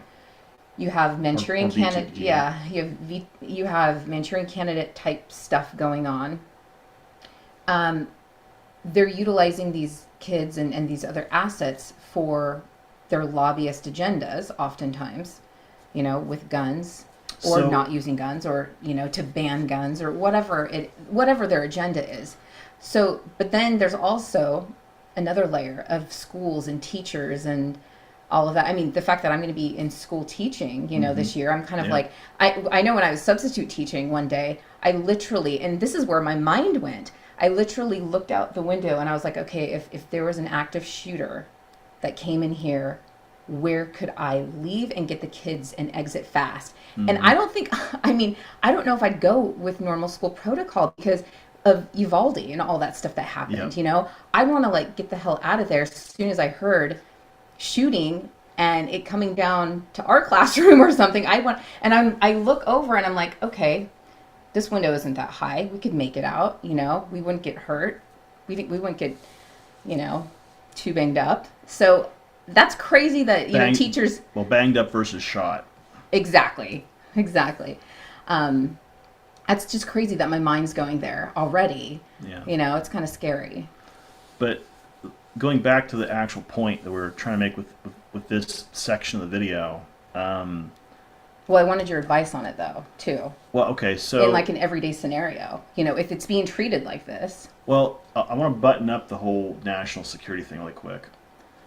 National security stuff, as Sean was saying and as I'm saying, they use clearances only in very specific instances. So, for example, like one of my MOSs, I did crypto work. I did communications and crypto work, right? I had a really high level clearance. And working in that environment, you handle things very differently than you would, say, when I was acting as a grunt, which is I was a heavy machine gunner, which is my primary MOS. So if I was operating as a grunt, I don't talk about crypto stuff with anybody because I don't know who's cleared to actually know that stuff. And until I know who knows what, I don't talk about it. That's the way it typically is handled in the military. I've had people ask me questions, and I've literally been like, sorry, I can't discuss that, and I'd try to walk off because I just can't discuss it. You just don't do it. The second part is that if you look at how they use certain clearance titles, so for example, you guys have heard me use the phrase Q level clearance, right? a Q level clearance is only used with stuff that directly relates to NEST, your national weapons labs, meaning your nukes, WMD stuff. It relates to certain like test facilities. For example, like we were out in Las Vegas. If you went up to Area 51 and some of these test ranges, those areas at one point were under a Q level clearance. So depending upon, yeah, exactly, it's need to know compartmentalization. And essentially the way the government compartmentalizes stuff is that they do this so that people who have a need to know that particular piece of information do. Now this gets into the second part of that my comment, which is there are even programs way above these clearances that are what they call special access programs and unacknowledged special access programs, which when we get into the whole DoD documentation video we do, we're going to show you guys why that's so important, because there's even a statement in there that says if you are read into an unacknowledged special access program, you will actively deny the program even exists. So this is why when people talk about, well, if this program was real, we would have someone, you know, blah, blah, blah. It's like, no, you would not, because the actual document you're signing as part of DD 5500.20 says, no, the fuck you will not. So I'm just saying, we're going to get into all of that. So I think there's a hard no with certain things like that, but then I Yes. think there's subtleties where you can know whether there's a program in place or not Yeah. through music, through movies, through TV shows, where there's soft disclosure, and then things that are gradually coming out, like even in universities or like Creech Air Force Base, you know, where right. like their That's a whole website. that's a whole other thing. Yeah, their website's like, you know, maybe your mission is not in this world. Maybe it's up there. You know, it's like little hints that they're talking about. And It's by the like, way, where are they steering us? And by the way, Creech specifically, which is northwest of Las Vegas, we're going to get into some of that discussion about why that base is important, specifically around the fact that if you're someone who has dealt with UAVs or know what UAVs are, unmanned aerial vehicles, that's where all of them for the U.S. are piloted out of, is Creech Air Force Base. And it's a big, big deal. So when you hear about drone strikes and drone surveillance and blah, blah, blah, they're all being piloted out of Creech. So Sean's like, people think there's government oversight, which is a sad joke. government oversight. That's Bob sitting at his desk saying, yeah, we're good. So moving on. I guess that's a wish, right? That's a wish and a hope that there was government oversight. The same way that people wish they could, you know, have a good bowel movement. So anyhow, Why does he have to go there? potty humor. Sorry. I always do. I say, like, his theme song is Potty Talk. What was that 80s song? It was like Party All the Time or something, but I'm like, nope, yours is Potty Talk. I just changed the lyrics a bit. Yeah. Potty Talk, Potty Talk. So now the next portion of this discussion, since we kind of opened up the door to show some kind of hard evidence about what we believe Yep. To the naysayers. to naysayers, that shows kind of this like there's absolutely something going on. The next section of this is where we start getting into discussions around Bluebird, Artichoke, and MK Ultra, all of which are very documented. And then, of course, the follow-on programs from that, and what we found over the last month or so, and it's been kind of strange. So I had been sharing on some of our videos about, gosh, I think it was like just before 2018, doing some research about mind control programs and finding Dr. Ross 80 and wanting to interview him, and then finding out that he had already passed. Then Spirit telling me he had a son, Dr. Jeffrey 80, finding out that he was a doctor at John Muir Hospital right here in Walnut Creek. Right. Well, now we're here, and Will gets to see where John Muir Hospital is and where Dr. Jeffrey 80 works. And Yeah. I did approach Dr. Jeffrey 80 back then, so around 2017, 2018, and said, I'd love to talk to you about your father's research, you know, what is it still going on as far as you know, all of that. And he's like, I can't talk about that. That's top secret. And how did you get my number? And who are you? Who do you work for? Speaking of compartmentalization. Right. So I said, okay, well, can you tell me anything? Nope, can't tell you anything. It's top secret. What I can tell you is that I did research at the University of Colorado at Boulder, and we worked on, this was during his postdoc, I guess, we worked on submarines and tech that could make it so they were cloaked, basically. So that's what he could tell me, because apparently he worked on it, and it was declassified already. Submarines that fly to the moon. Never mind. There you go, exactly. Say what? Okay. So the next part of this, we already know, if you guys want to go look up Bluebird, Artichoke, and MKUltra, there are so many documents on the internet that I can't even shake a stick at all of them. And the reason I bring up Dr. Ross 80 is because he was one of the primary scientists on MKUltra projects and the sub-projects. So you look at like Mary Sanger, right? Mm-hmm. You look... And Brazier. What's her name? Mary Brazier. Mary Brazier. They work together. You've got Michael Aquino. You've got Dr. Ross 80. You've got Dr. Jolyn West, who I've talked about extensively. There's a group of people who oversaw the program, which are some of the guys that you see Dr. Colin Ross quoting in his video work, which I think, by the way, if you want to get an idea of the drug side of things, go look at Dr. Colin Ross's material. It's Colin Ross, MD. He has some clinics here in the U.S. where he helps people who've been through some of these programs kind of work through stuff. But specifically, he's from Canada, by the way. That side of it is one side. Now, here's the thing, right? So, I don't know if I still have that picture or not. So, here's the thing, right? I'm just going to find this really quick. Because this is the part that kind of gets my goat a little bit. You've got where is it? It is government. Yeah, folks, I do have all of this organized. And he organizes it almost every day, so it's yes. I'm just trying to find a couple of pictures. It's here. impressive. It's quite impressive. I'm just trying to find a couple of pictures that I grabbed here because it's very important. Maybe I dumped it in her programs. I wish he would do that for my computer. It didn't. I'm not. He can't even stand looking at my computer. Everything's everywhere, but I know where it is. I am not touching your computer. You're like, babe, how do you even know where anything is? You don't have anything organized. Okay. Some stuff. Here we go. And where is it? I know I saw it in the air. There they are. My two least favorite people in the world. Yeah, right. Her physical reaction was the exact same thing I had when I was watching the special. So let's pull up this picture really quick.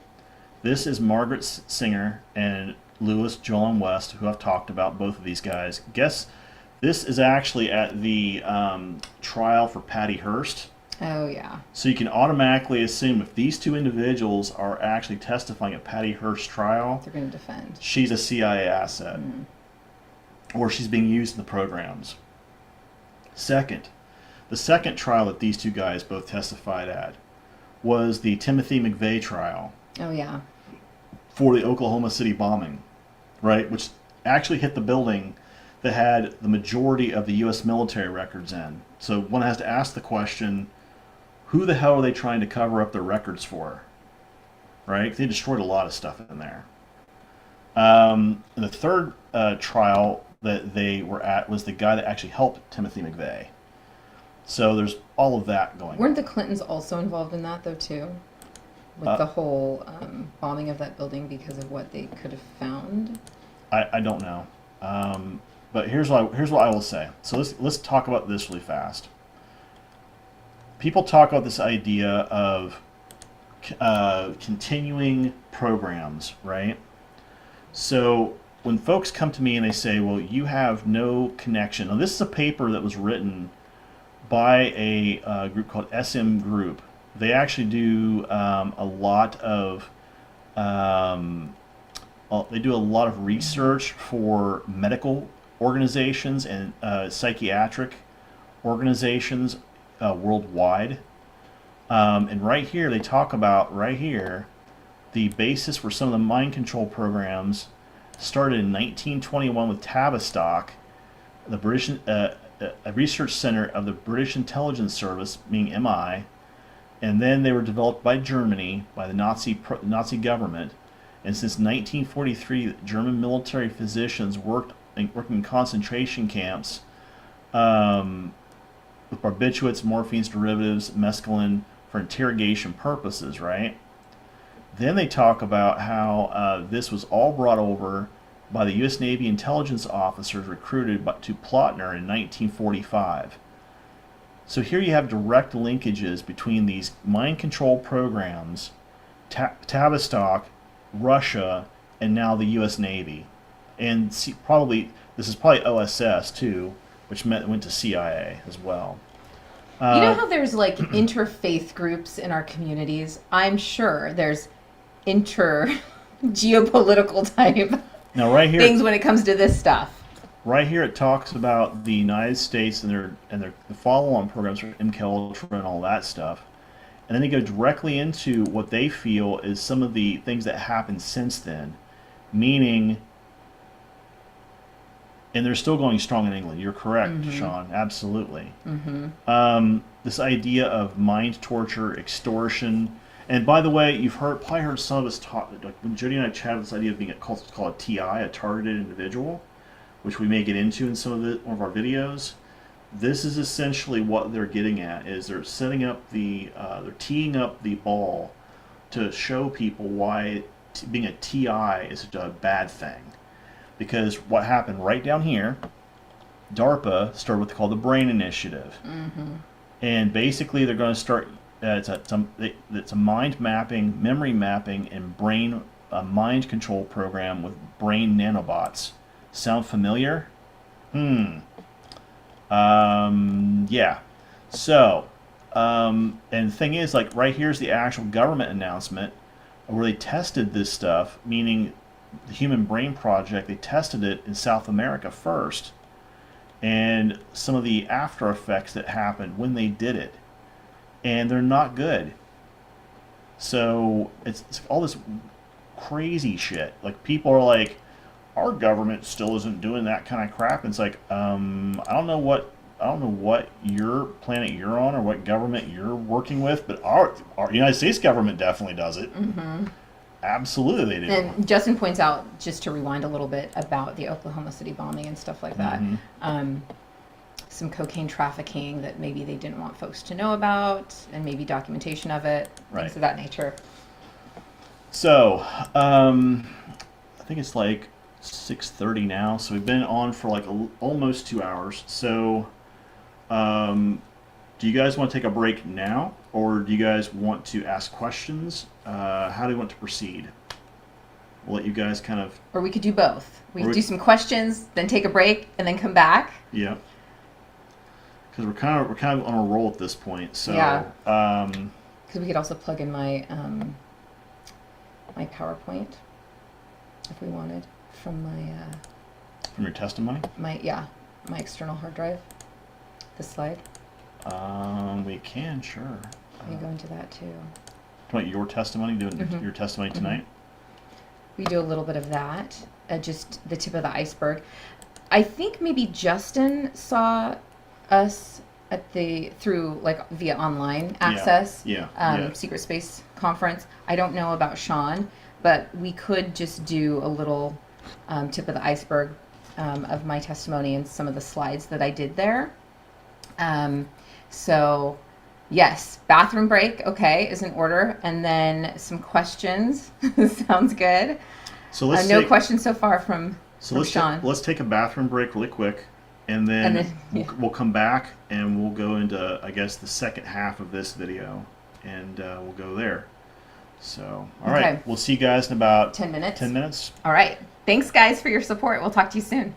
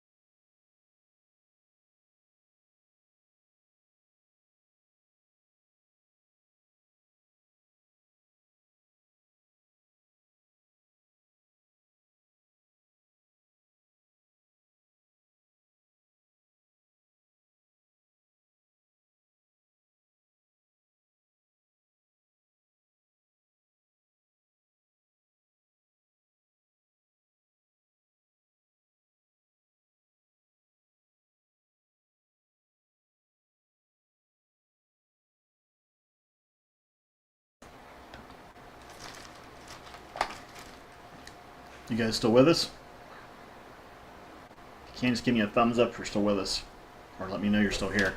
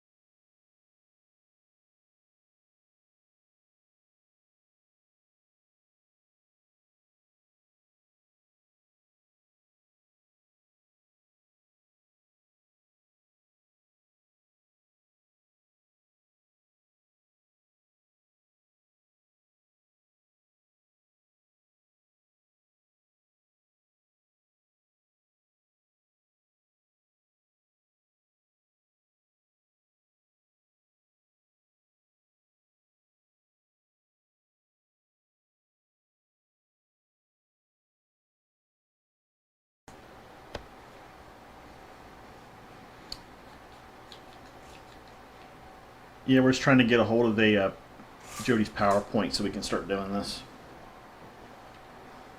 So we're here.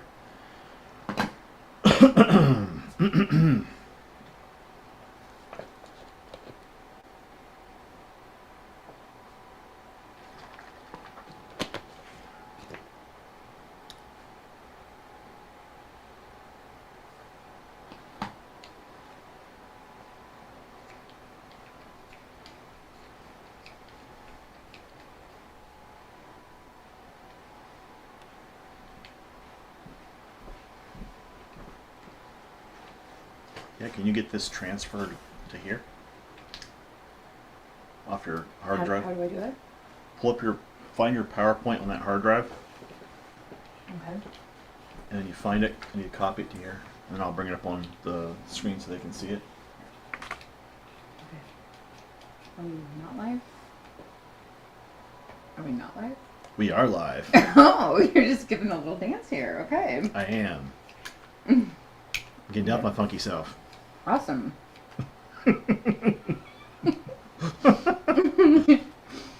Hey, you gotta do it sometimes. Absolutely. Okay. Gotta get down with your Okay, funky there's this self. There's this one. Buzzsaw. Okay, so by the way, Buzzsaw Season 1, Episode 6 gives good links between 9/11 and Sean Stone's Buzzsaw. He's actually friends with her. Mm-hmm. Yeah, Sean is. I interviewed him a couple times on my show. Yeah, Guided. Yep. Good stuff. Good guy. Really good guy. And his partner, Kaya Lee, is amazing. She has Yeah. Sacred Breath Academy, and They're down in LA area. really amazing. Yeah. They go all over the world. Yeah. Yeah. Okay. And we really like his dad's stuff too. His dad's stuff is really interesting. Yeah. If you get a chance on that front, go watch the Putin Files. Different side of Putin, definitely. Because it makes you wonder what the hell's going on in Russia right now. It's like, well, the guy that he interviewed is not the dude we're seeing in the news right now. So what happened? Mm-hmm. Did you find the? That's right. Let's see. Did you find the PowerPoint? Yeah. Okay. We need a PowerPoint. Okay, so here's this.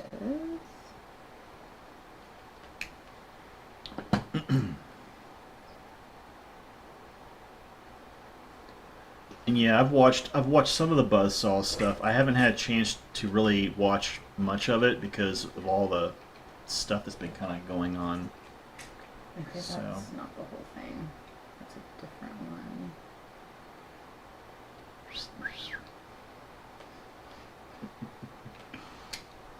Yeah, that's a different one. We'll find the right one. Yeah. Is it that one?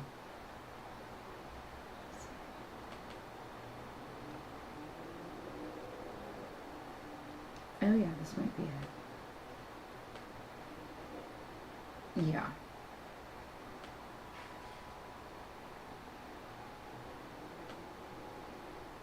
Okay. That's it. All right, that's it. So, Copy it over there, please. okay. Okay. Just close that out. Can you choose folder? Backup mooning to Dropbox? No. Not now. No save. You do save as. And select right here. No name, right? Yeah. And just say save.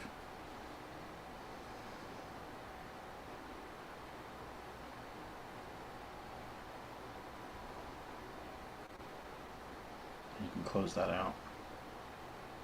Oh, it's still saving, sorry. Yeah. Yeah. He's rearing to go. I am. I've heard of Farsight Institute. I know they do a lot of RV, exactly, do RV stuff. This is the RVdom. That's interesting. Okay, can you eject that? What did they find out? Do you know? So lots of ET-ED involvement. Oh. So is that ET extraterrestrial and erectile dysfunction? Or Elena Denon? Or Elena Denon? Because that's bad in both cases. Okay, wait. Hold on. There's mine, and then there's yours. That's weird. How come it's not You injected? eject it. Eject it. Why injected? What? Okay, so hit okay. Try it again.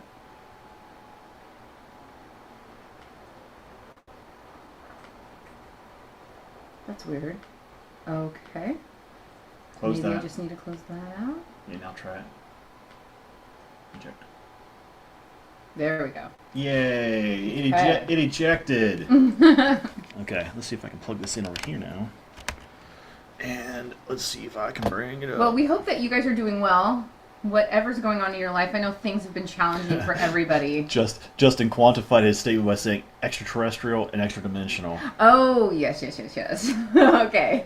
Thanks for clarifying. But I know that things have been going on as far as challenges, but also opportunities, and just a lot going on right now. I mean, we just had like the Parade of Planets that just went on, Yeah. and that's been intense, right? That only has happened, how many years apart? Every 20 years? Is that what they said? Something like that? It happens. Well, it depends. I mean, so you've got what they call lesser alignments, which is like 3 or less planets. That happens like every 8 years, I think. Then you've got what they call, like this year, they called it a greater alignment because we had 8 planets that were all lined up, which is what KB Works, KB Data, put his picture up for. And that only happens like every 18 years. So it's one of those things that when you see that happen, you're like, whoa. Yeah. So we were kind of talking one night about all the Parade of Planet events that went on during the times that they happened, and there was very interesting things going on. Like the last time it happened, it was like the Gulf War. Yeah. And so Bush was in office. Yeah. Let's talk about the weapons of mass destruction though, real quick.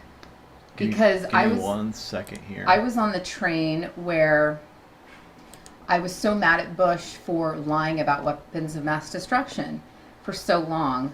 And then you gave me a tidbit that I was like, wait, what? Yep. And I was just like mind blown. And this was just last week, okay? Like I remember writing a whole paper called Bush, Renegade Soldier. Your face. You're like, oh my gosh, really? So this is what happens when we have a lack of information, right? Yep. And that's why we do what we do, so that we can collaborate, we can discuss, we can talk about the real facts of what has gone on in our world.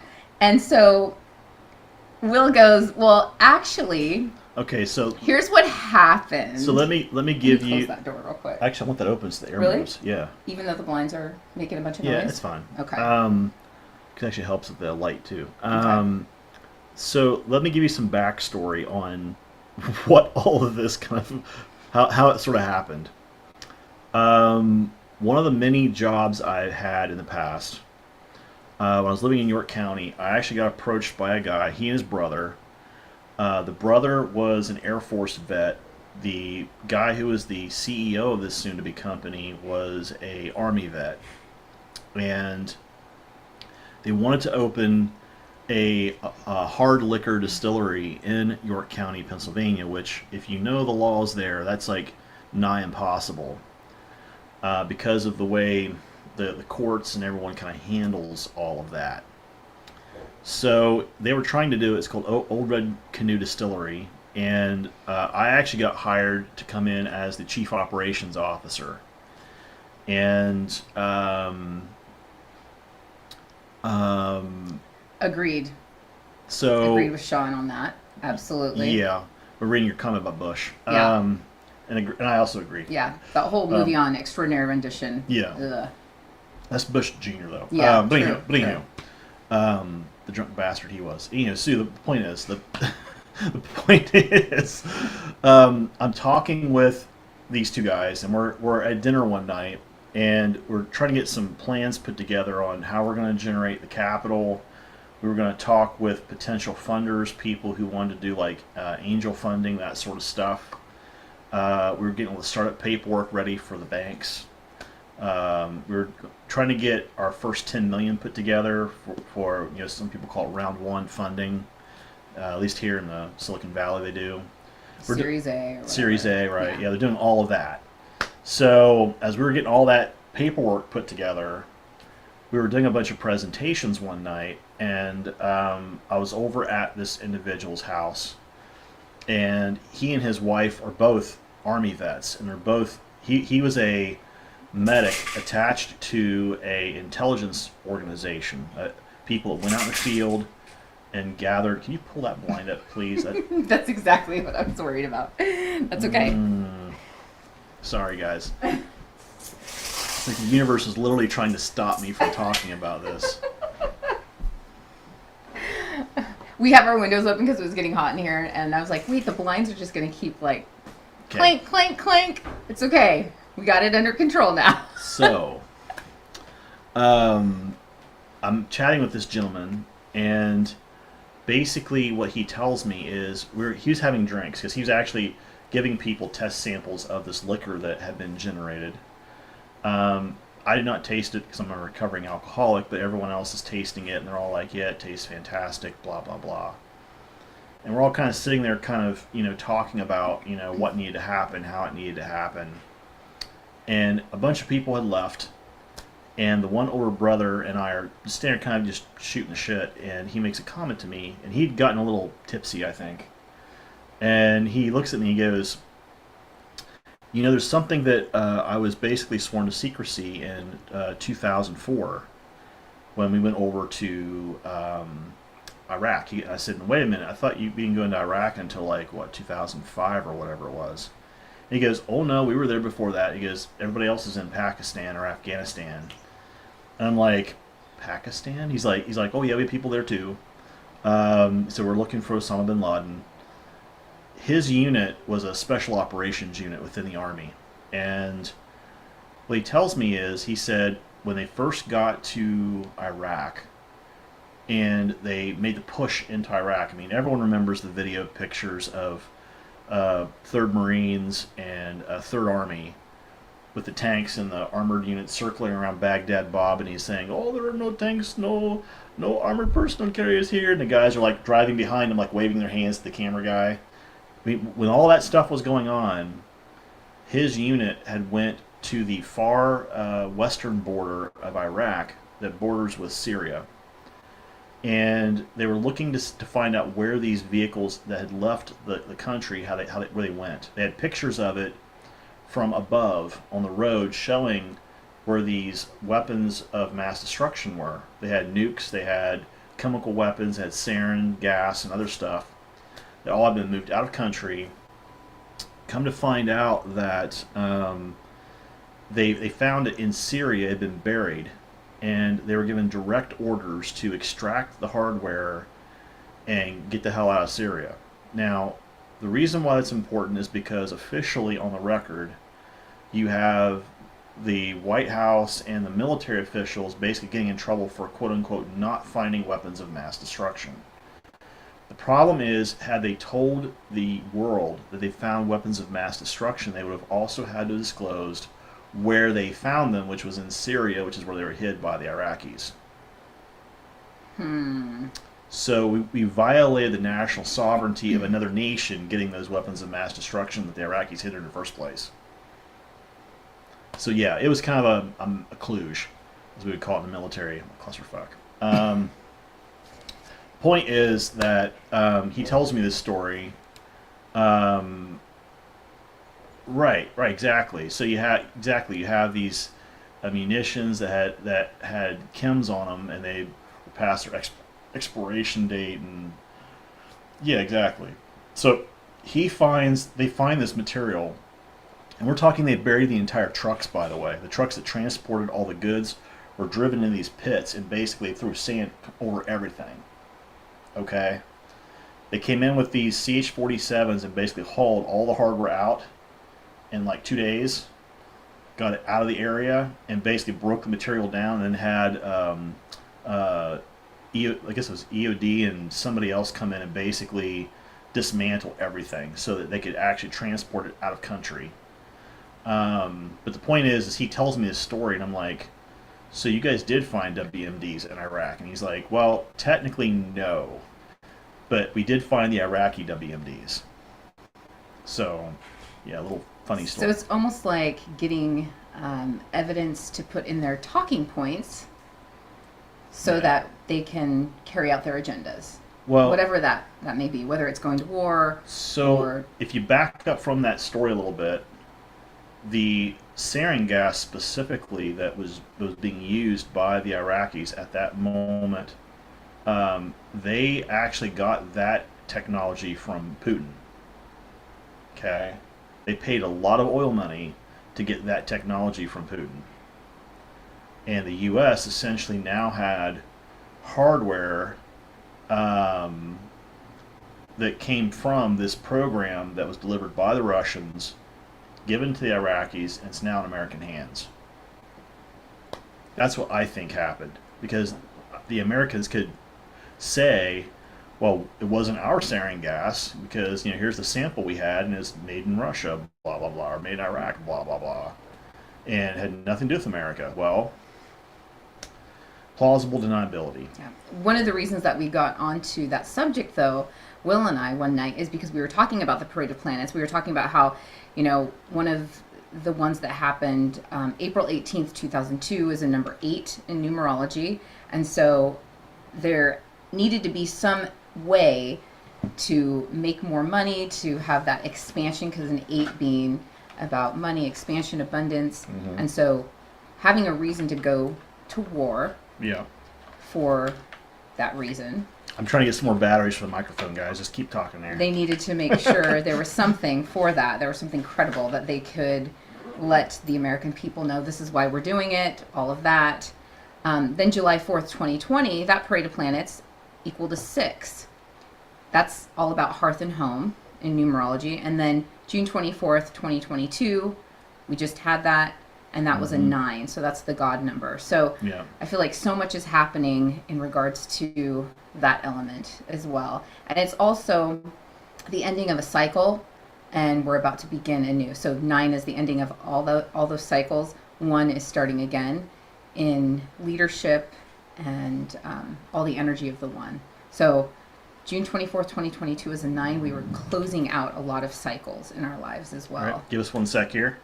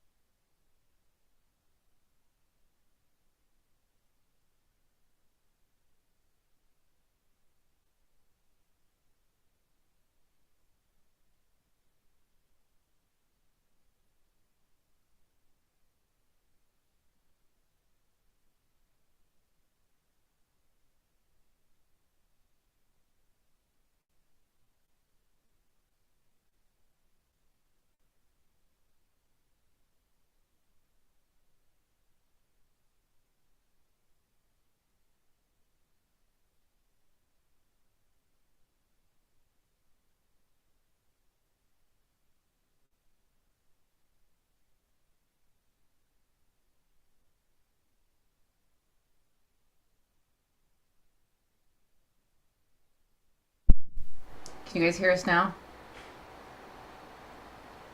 All right, can you hear us now? Testing 1 2. Testing 1 2 3. Testing. So a lot of us were closing out cycles. Testing 1 2. Can you hear us? Give us a thumbs up if you can hear us.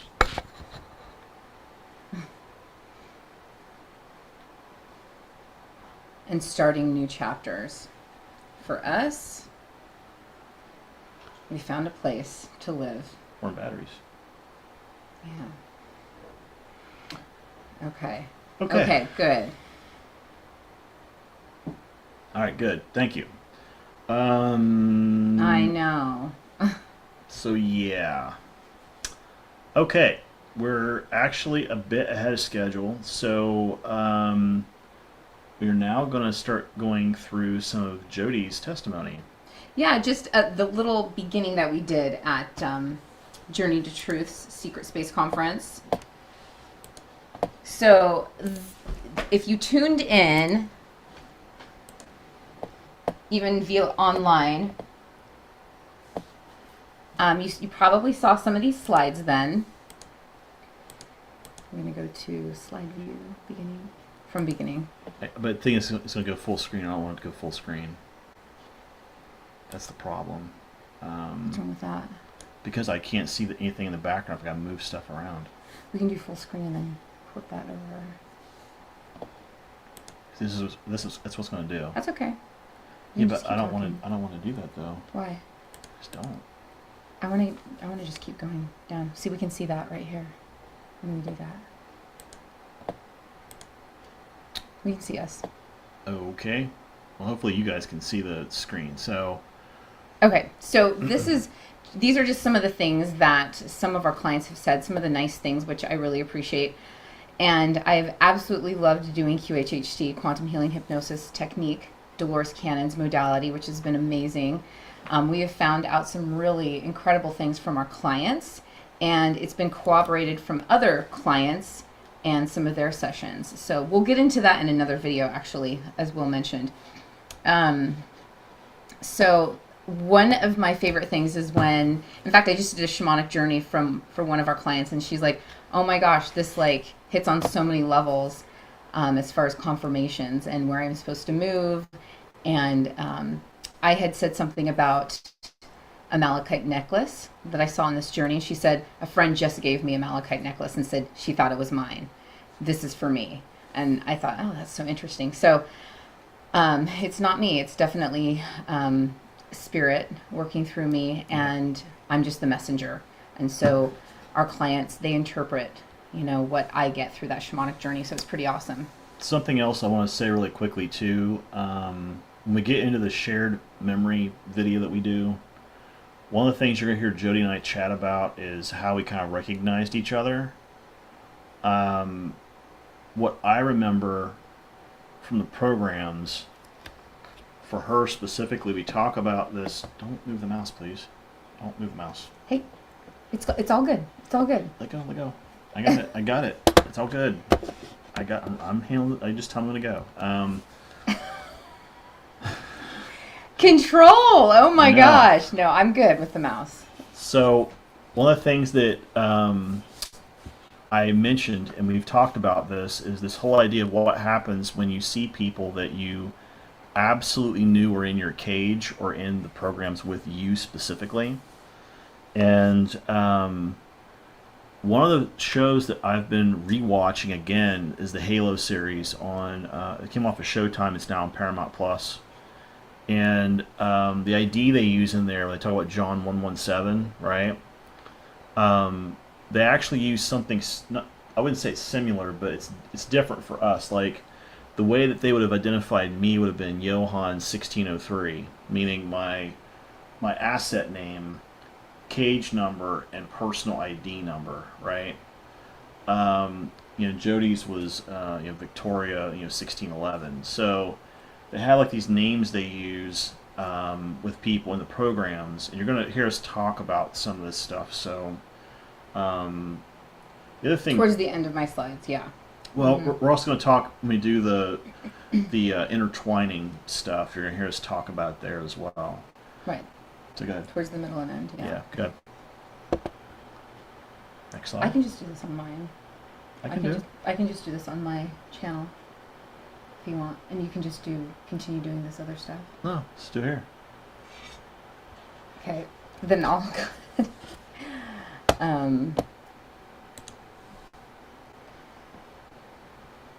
Okay, so this is a bit of my background that a lot of you already know about. So I was in the media, and so I worked for NBC, ABC, CBS, and Fox, and I started in upstate New York, and then progressed on all the way to New York City.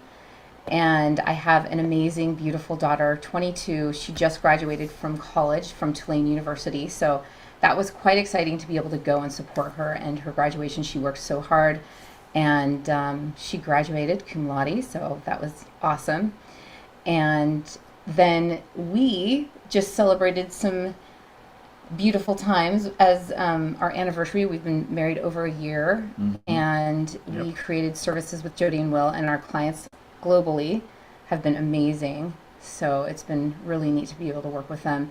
And then, as you may know, Jody's Gems, my YouTube channel, I started a show called Guided, helping you navigate your divine journey, about 2019. And that's when I was coming from Sedona, and Spirit said, you're going to have a show. This is who you're going to interview.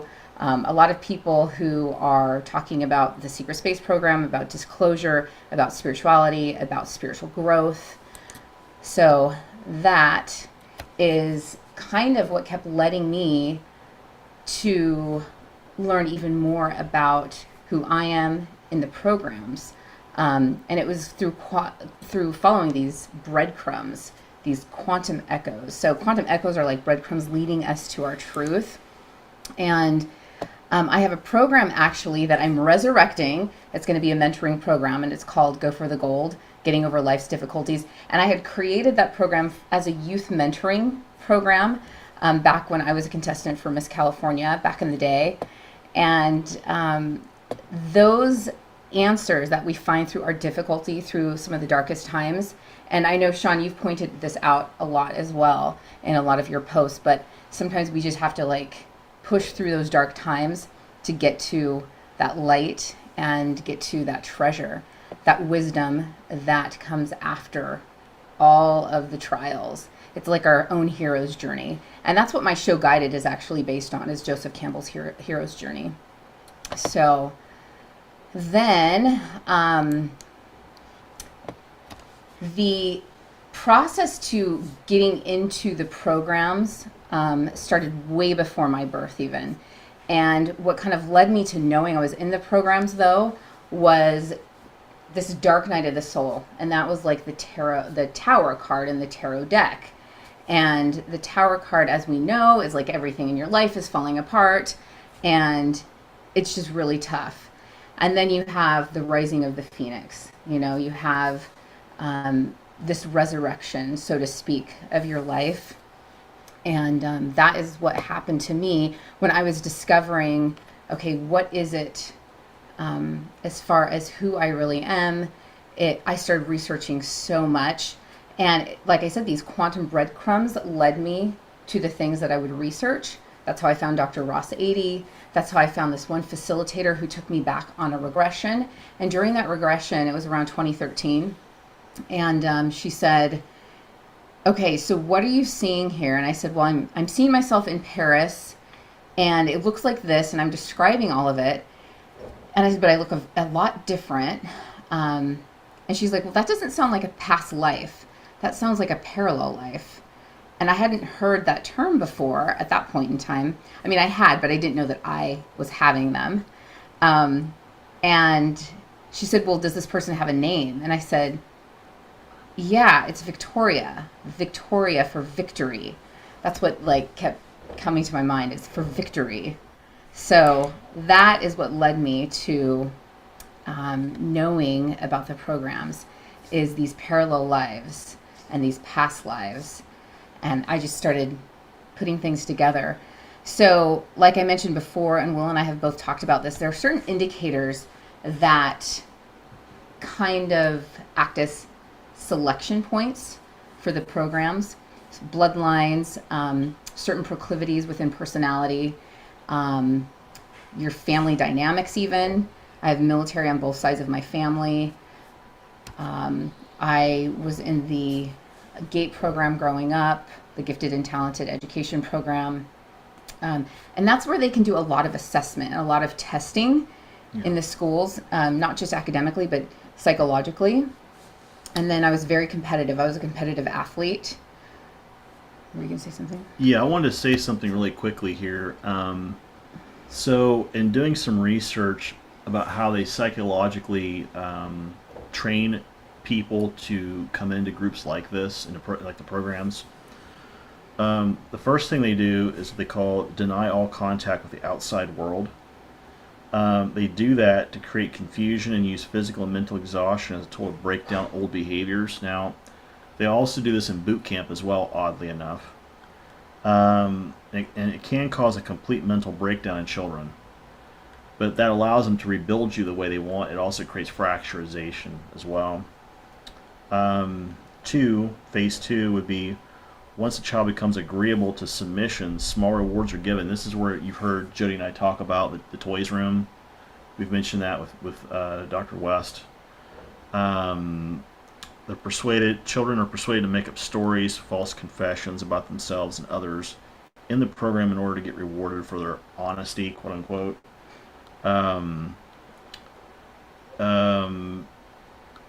Phase three is the child has no more opinion of him or herself based on self-image or the reflection of his or her peers.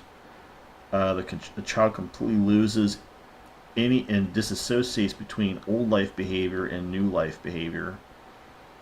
Then four, that child is then once they're submissive, they're brainwashed, and usually that's what you hear. You've heard me use the statement about when I finally broke down after being dunked 52 times, the 53rd time I finally snapped and shot the guy. That's exactly what we're talking about, is you finally submit to the training they're trying to force you to do. All of us went through that. Every person in my cage, including Jody and I, all went through that process in our own way. And what Jody's pointing out in these pictures, if you look at what I call Baby Jody, is the fact that you're seeing the trauma written on her face in these cases. Now, as I said at Journey to Truth, the middle picture with her with the red sweater on, that's the girl I met in the programs, because originally I had me paired with another female, and she had came from a very well-to-do family, and she was not at all having whatever was going on, and she was not agreeable. When she was removed, Jody was brought in, and they basically redid that whole cage. Like half the cage left, and I basically thought I was not going to be partnered with anyone, and they brought Jody in, and she became number 11. And the picture you see with her in the red sweater there, beautiful baby Jody, that is her actually around the age when she would have been introduced to me in cage 16. Mm-hmm. So we've talked about the Tonka trucks a little bit. Yeah. And how we anticipated each other's moves and things of that nature, and then they paired us up. Yeah. People have asked, were you twinned artificially, or how were you guys twinned in the programs? And so, no, we were not twinned artificially. So we've had many past lives, including, the same spiritual circles and even ET lineage that's very similar. Yeah. So from Arcturan, Lyran, Elohim. It started off with Elohim. Yeah. So yeah, we go way, way back. Okay, so when you guys have heard me say Victoria is one of my main altars, that's because after this past life regression that I had in 2013, I really tried to key on, who is this person? And little by little, as recalls came to me, I found out who this person was. And this was one of the altars, one of my main altars in the programs. So this is her actually in Paris. So I put this together because I'm like, that was the outfit similar to what I saw at first in that regression. That was the haircut in the middle. And then that was the bag that she was carrying. And so I saw her carrying that attaché bag with documents, and she was in a rush, and she had to deliver these documents to this building. So that was like my first time I saw her. It was funny too because the first time that she mentioned this recall with me, I actually filled in certain parts of that memory because Victor actually was working with her during this mission. So I'm like, oh yeah, you were doing such and such, and she was like, yeah, how'd you know that? It was like, because Victor was there. So this is the area where she was doing that mission. Yeah. And it was a Kruger mission. And if you go onto Google today, it's this area in Paris, this business district, La Défense de Paris. All right. Here's more pictures of that area. And we've talked about Dr. Ross 80 and how, I was just researching like crazy, not just Montauk and post Montauk projects, but also mind control stuff. And he was one of the main scientists. And there's some direct, clear linkage, by the way, between what was going on at Montauk, what Jody and I have found with Bluebird Artichoke, MK Ultra, and then the Russian hybridization stuff with MK Pegasus and 3GRT later on. Yeah, definitely. And so Montauk, I was obsessed with when I was researching, and I'm like, why is this place just resonating with me, and not necessarily in a good way? Mm-hmm. So my recalls later led me to why. So people that have had a lot of influence as to helping me wake up and have these recalls, Anthony Zender. I first saw him on Project Camelot with Carrie Cassidy. And as he was describing some of his own experiences, I was like, wait a second, I've had some of those experiences as a child as well. He was talking about bloody noses. He was talking about his family dynamics. My mom's family, is from Germany as well. So I had this vision/dream of a great-grandmother who came to me and said, you need to investigate your mom's familial genealogical line more closely. And so as I did that, I found all of these German ancestors. I also found that I was related to, 38 out of 46 presidents now.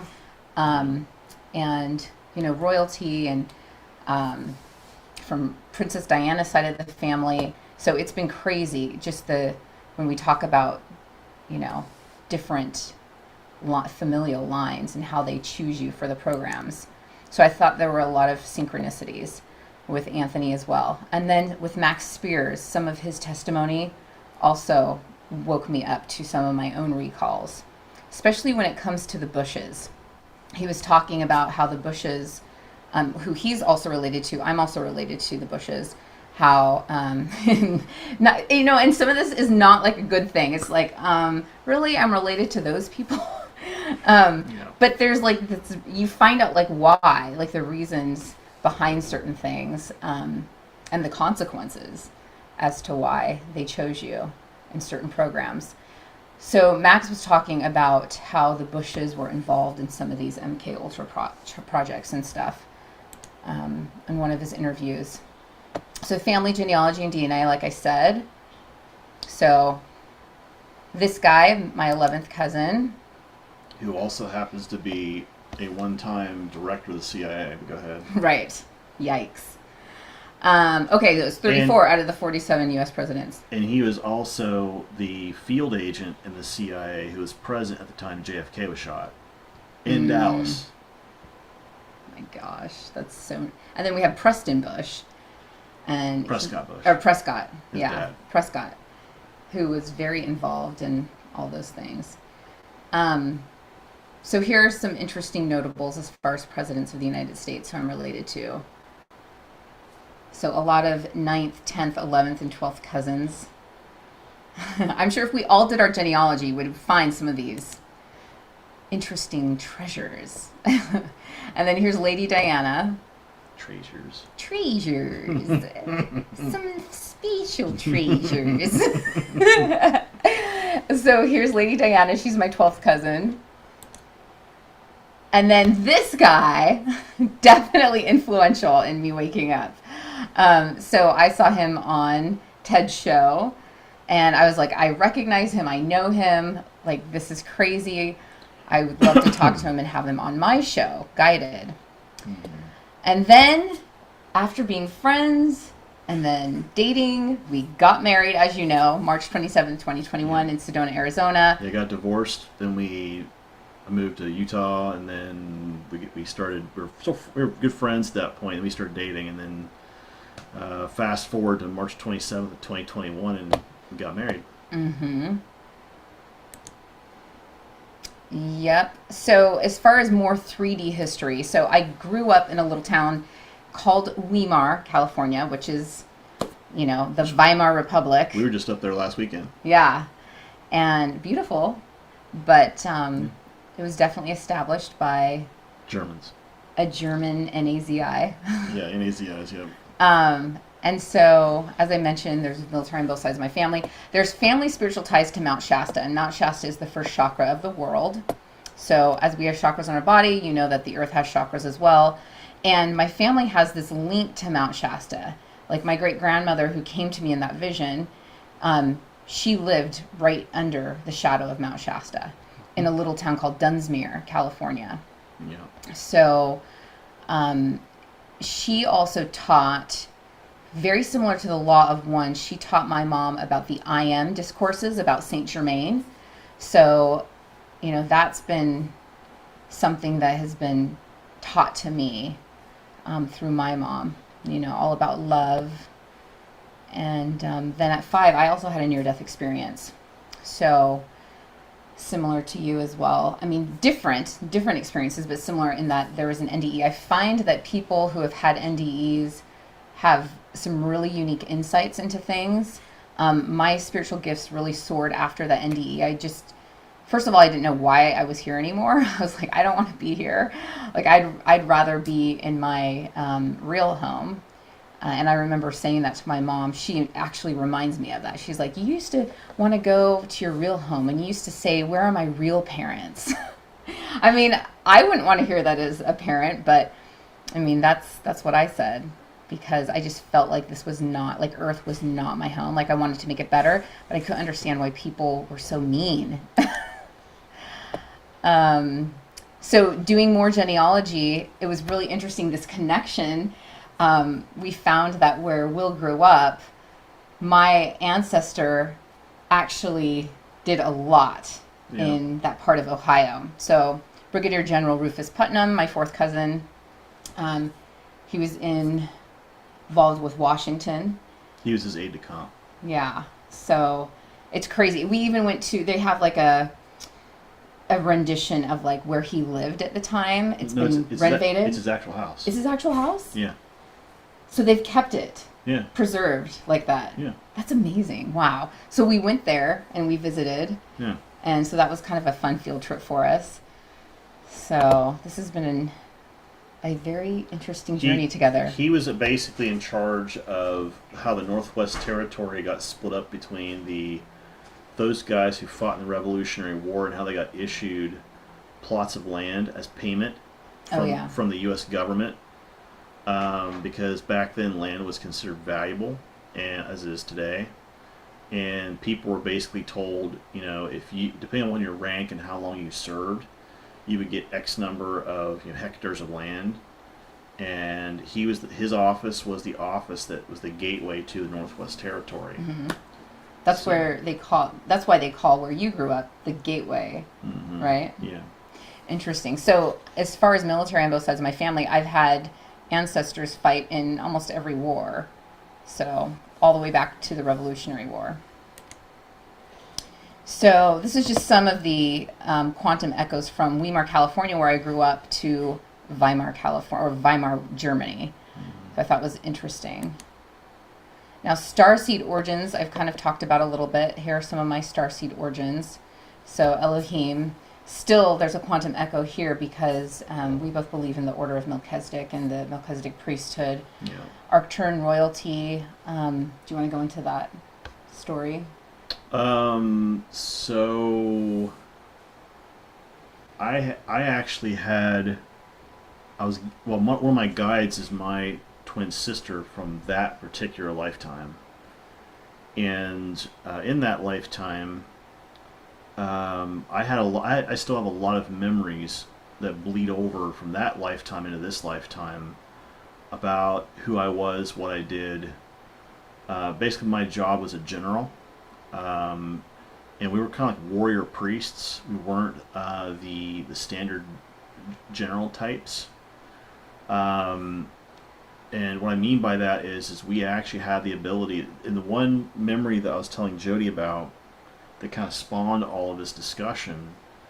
There was a memory I had where essentially me and this twin sister were summoned to this table because the planet we lived on had been in full-blown war, and essentially had divided down to two sides, and neither faction was winning, and there was a lot of attrition, and essentially they called a halt to the war because they were trying to figure out is there some better way to deal with this, and they wanted all the commanding officers for the forces to come to this large stone table. And basically, we were told to come to the table, you had to take all your weapons off. And of course, I remember taking off all these weapons. And I remember when me and my twin sister walked up this table, everybody on the opposing side of the table, basically the way the table looked, you had this large stone table. To my right is this king for the opposing forces, and to my left is my queen and her daughter, the princess. And on the opposing side are these generals that we've been fighting for thousands of years.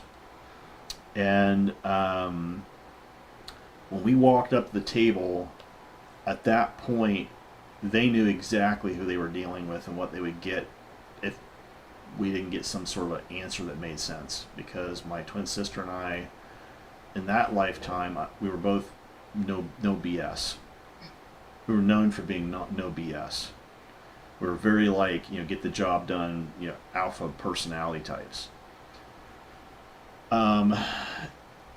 We come to this table, essentially there's a truce that's signed, and we're told that anyone who's a member of the priesthood had to go out on the battlefield and essentially lay hands on these individuals that were already dead and raise them back from the dead again. And that went on for days. We just kept raising people. I remember my hand kind of lighting up, and it was a blue colored skin, and I remember putting my hand on these people and it would just light up and people would just get up and walk off, and they would thank me for healing their injuries, and they would just they go to these little group aid stations and get more help. And we had the technology in that lifetime to fully heal people back to being 100%. When all that was done, we came back to this large stone table, and essentially this king was really pushing or driving the point home that he wanted some sort of marriage bond between his family and this queen, because he wanted his genetic lineage to somehow still be in charge of the planet. And the queen, I think, truth be told, our queen, Jody's mom in this lifetime, essentially knew that we had this guy bent over the table. We could take whatever we wanted. And I hadn't really said much. I was just following orders at this point.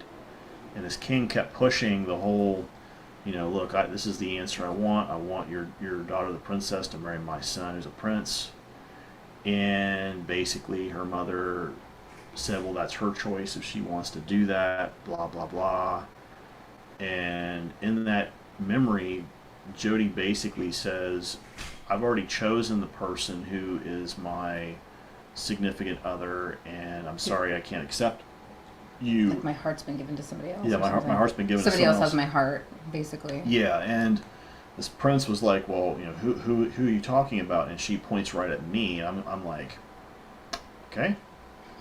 And basically the king and his family had to abdicate. That's what they're forced into, is abdication.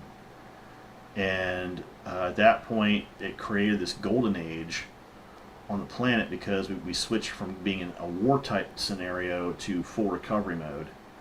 All the generals who were there were essentially given areas with which to create or facilitate this renewal within the society. And one of my jobs was essentially protecting the planet. Like me and my twin sister, our jobs, we switched from fighting other Arcturians to fighting off-world creatures. And because we did have some off-world hostilities. And yeah, so I mean, and the thing is we also had an instance happen where we thought that person was Jody, the princess was Jody, and then one night I had been channeling some stuff, and this queen came through the actual channeling, and the energy was so strong in that channeling. Yeah, it was really powerful. I didn't know if I could keep my shit together trying to channel that energy because it was just so strong. It was like somebody hitting you with a spiritual jackhammer strong. But she had been looking for her and looking for me because she kept saying, well, I know if you're there, then she's there. And she didn't know what planet we were on, but she knew that we were still alive because we hadn't stepped into being spirit guides or being ascended masters or anything yet. So that's what I know. Mm-hmm. Very interesting. And then Pleiadian, and then Lyran, Lemurian Oracle. So I actually have a lot of memories of Lemuria. I also have had dreams where there have been large masses of land coming up beyond the California coast, west of it. And Spirit has told me those are parts of Lemuria surfacing again. So that'll be interesting if and when that happens. And then an Atlantean ambassador. As a Lemurian, I would go and talk to Atlanteans and let them know that if they did not drop into their heart space, that and they continued to rely on logic and just tech, that they would be destroyed because they were not fully aligned and in balance. So that's what I did as that Atlantean ambassador. Now, as far as super soldier and programs, just some of the skills from the programs that actually have been quantum echoes into this realm as well. Speaking of just going to the NDE that I had at 5, because Will was bringing up how in the Arcturian lifetime he had to raise people from the dead. That reminded me, I didn't really touch upon the NDE. It was at 5. I had a high fever, and I remember at one point being kind of like in and out of realms, and I remember seeing really, really tall beings that were green, and now I feel like they were mantis beings, and then around them were people in white lab coats. And I was like on a stainless steel bed in a ship, and I couldn't move, and I just was laying there just like, I don't know, it was very odd. And then I remember coming to this realm again and calling for my mom and dad, my dad coming in the room and saying, you know, what? And I said, why are you yelling at me, and why are you so tall? And that happened like 3 or 4 times. I just kept saying, why are you yelling at me, and why are you so tall? And later I had this reading, and the person said, you know, in an emergency room when there's like a lot of chaos and somebody's like going to flatline or something, people are like running around and it might seem as though they're yelling, but actually what she was getting, which I also think is real, she was getting that my ET family had called this group in on a ship, like as a 911 call, like, hey, this person needs to stay incarnated into this timeline, so we cannot have her just like exiting. So you need to like Yeah. help her with this. And those type of mantis beings that were on that ship were healing physician mantis beings. So that's what I thought was pretty interesting. So then, as far as programs, we talked about MK Ultra. We've talked about Pegasus. There were also sub projects that like Dr. Ross 80 was involved in, like MK Ultra sub project 119. So we have Kruger Runner and Kruger Agent on there because Peter the Insider talked about how a lot of Kruger Runners who are agents as well, people don't realize they're agents. It's kind of like under wraps, and they do act as certain Well, people act as agents. The difference is runners typically are not issued weaponry. They're not allowed to actually kill, whereas agents are. But I guess on the books, he was saying, he goes, you were just known as a runner, but you were actually an agent. It's like, okay, interesting. I actually trained in my adolescence with the Order of the Green Dragons up in the Himalayas. And I'm still trying to have more recall about that group. I know just in researching in this realm that they did have ties to the Germans. Later factions of the Order of the Green Dragons, because they kind of unfolded into some other factions that then ended up working with the Germans. Peter talked about me being in Murkoff, Walrider. I know Project Surrogate was something I was definitely in that my mom was in, actually. Yeah. So as a newborn baby, I was one of 3 babies who were kept in the hospital out of like maybe 25 children. And it's because we had high fevers and we had to stay in the hospital. And my mom told me that they attempted a spinal tap on me twice, which that's like totally traumatic for a newborn. So I am thinking maybe they were trying to get DNA or they were trying to check certain things. I don't know, but I don't like it. Just seems crazy. And at the time, I was near McClellan Air Force Base. I was born in Sacramento. So here's some of the other projects. When I say Project Darkstar and Project Sapphire, those were interesting because Project Darkstar, I had a dream about that he was in. And I was on a ship and we had adversarial beings after us. And I remember he just yelled like, type in Project Darkstar. And I was like, okay. And then we just like went into, what do you call that? Went into another dimension real quick. Mm-hmm. Jumped. Yes, thank you. We jumped. And then Project Sapphire, we channeled. I channeled that. And then I was like, there's something about Sapphire though. And as we were researching it as well, lo and behold, the Clintons were also involved. Yeah, that was a British issue, but they were involved, yeah. So you can look that up. And then, of course, there are hashtag projects that are unmentionable because they're so, like, top secret.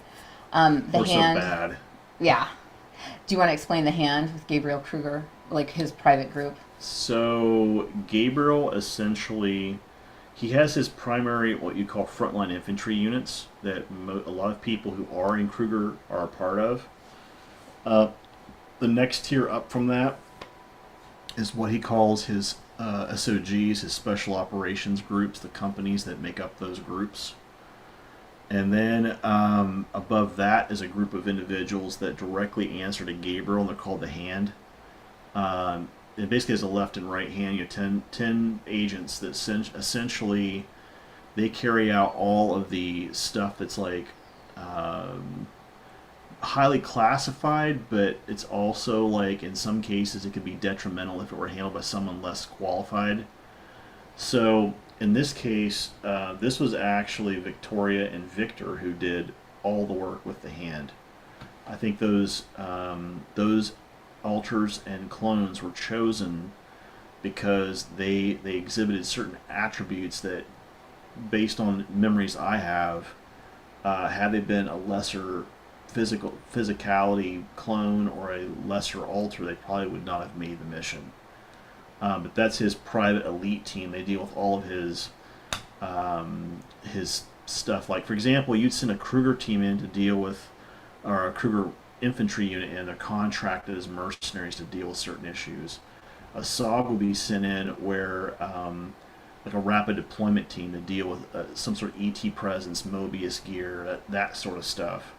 The hand would be used if like a government, and we actually have memories of Putin and some other governments that we were lent to by Gabriel as part of the hand, where we would be sent down for very specific missions. For example, taking out political operatives and dealing with like certain ships that were sunk off the coast of Russia and the Baltic and all kinds of crazy crap. Mm-hmm. So and later find out that that's actually real.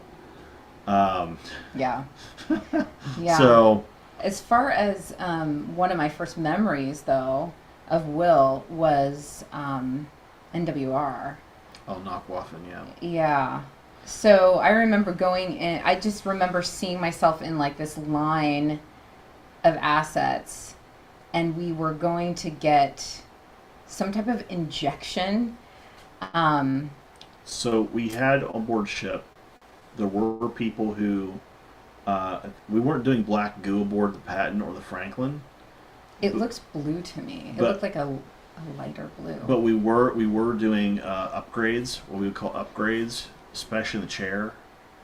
The blue shots are usually psionic upgrades, usually, and usually they're given right before someone's put in the chair and reprogrammed. Being a trip chair, and there are cases where people don't do well with that. So a lot of times, like in my case, when I was MIO, part of my job was to actually reprogram assets aboard ship.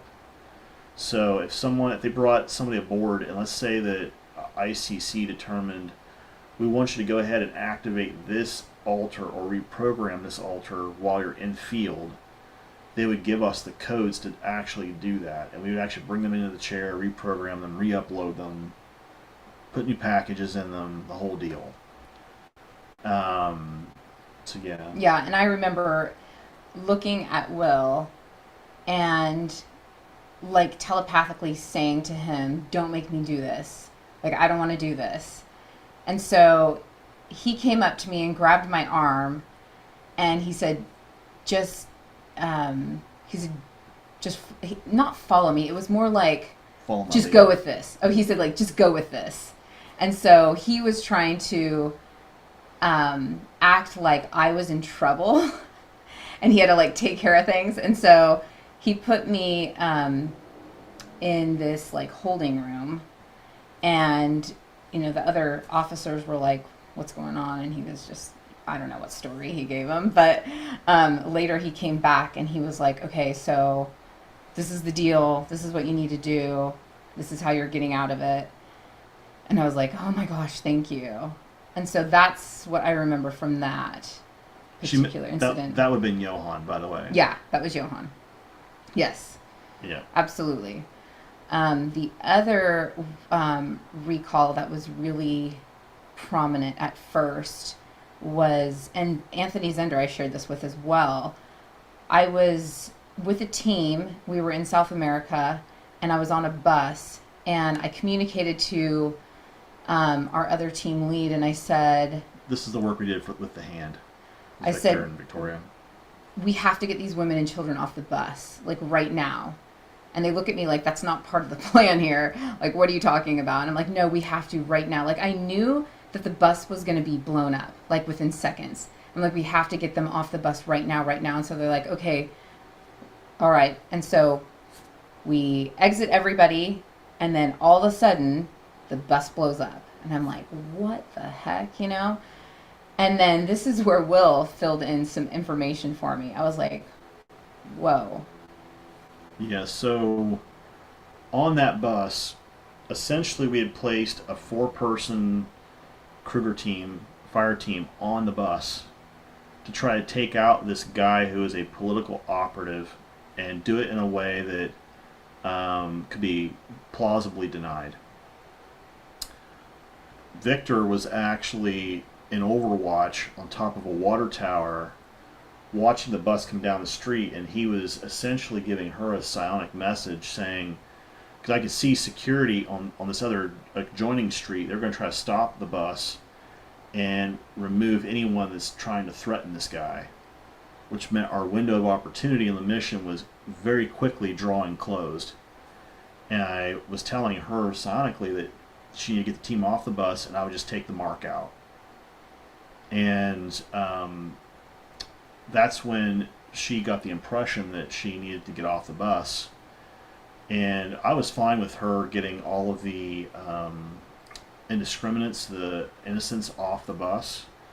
But the bus driver, the Mark, and his bodyguard stayed on the bus. The 3 people stayed on the bus. And I was like, okay, fine. And as the team exited the bus with all the people, they had gotten down the street. The security people, because the bus had run out of the corner at this point, and here's the security team down the street. And before the bus got started, I fired off a HERF round into the actual gas tank, and the HERF round went off, incinerating the gas tank and blowing up the gas tank, and blew the bus up off the ground and flipped the bus. And it came back down and killed the Mark and the bodyguard and the driver. So... yeah, some crazy stuff. And just us being together, we've activated so many recalls in each other. It's really interesting. Or like, he fills in different puzzle pieces for me and vice versa. Yeah. I remember talking about just different like alphanumeric IDs for like either our clones or something else. And then all of a sudden, I remember we were driving. I passed the sign. I don't know what that why that sign even triggered me, but all of a sudden I'm like rattling something off. I'm like, oh, alpha da da da da da da da, and he's like, what? And I'm like, that was one of my IDs. And we like go home and we like write it down, and we find that it's like not only about a mission, but it's coordinates to locations and all this other stuff. So it was crazy. So anyway, yeah, moving on. yeah, that's our website, blah, blah, blah. Yeah. This is Which how, you guys already know. Yeah, exactly. And we appreciate you following us and your support and all of that. Mm-hmm. Yes, we do. You were going to talk a little bit about some of these ships, or no? I can't remember. That was Q&A. Oh, okay, that's right. So. And close this out. All right, let's see if there's any Hopefully they questions. Hopefully nobody fell asleep. Thanks a lot! Jeez! I'm joking. I'm completely joking. Okay, so, alright, so Sean says screen is good. Because of quantum echoes, and since all the time space is now, I call lives co-lives. That's a good, interesting statement. If I get quiet, I'm just listening and trying to tune in to some of the dark places in my brain. The childhood stuff always gets back muscles tense. Yeah, I get that. Mm-hmm. And then Sean says, "Thank you for sharing your story." By the way, I'll shut up now. and you don't have to say that anymore, Sean. You're good. No, you guys are totally good. We love every comment that you guys make. He says, when we were little, my youngest brother always said Bigfoot in the mountains were his real parents. Oh, wow. Interesting. Yeah. And then Justin says, I'm getting access to my keywords list based on a date of birth that will give insight into which programs I may have been in. Was Straussman's a hand type? I believe he was Monarch, but I could be wrong. I mean, is that what we told you, Justin? Is that correct? Because I thought he was like a Monarch assassin. Like he was like someone who worked for, Paul Serene, my old buddy. Speaking of Project Showgirl, though, and Paul Serene, so Will did some SIA type readings for me, and I wasn't too happy with some of the projects I was still in. Well, one of her alters, like your guy, Straussman, I think that one of her alters worked for Monarch as well, and ironically, she worked in the entertainment industry. The entertainment industry has a high degree number of people who are Monarch. especially at the handler and above level. So essentially, what you see is on like Project Helios and Project Showgirl. Those two specifically are designed to Grooming. well, it's a grooming process so they can get people Sigma programmed, but it's also this whole indoctrination process too, right? So let's say you have someone who shows great promise at being an actor, an actress, whatever, right? A director, someone who's a CGA, whatever it is in Hollywood. They would immediately get wrangled by one of these Helios or Showgirl people.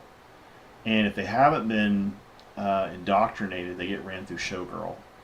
If they're a star who's been like around other stars and may already be quote unquote acting the way Monarch wants them to act, but maybe they're not programmed yet, they get brought to Helios. And that's where you start seeing, so for example, look at a lot of these movie stars and TV stars whose kids are brought up in Hollywood, and the fact they're already sort of indoctrinated by their parents who are monarched. And the Sigma programming, which is that family programming, is exactly that Sigma programming is essentially what we're talking about. So they take someone who's already Sigma programmed, and they bring them into Helios. So, and the person I'm thinking of, by the way, is like Jaden Smith and Jaden's sister, who got brought in via Will Smith and his wife. Jada Pinkett Smith. Yeah. Yeah. And you've also got people like who's the Angelina Jolie, her daughter now son, transgendered, Sigma programmed.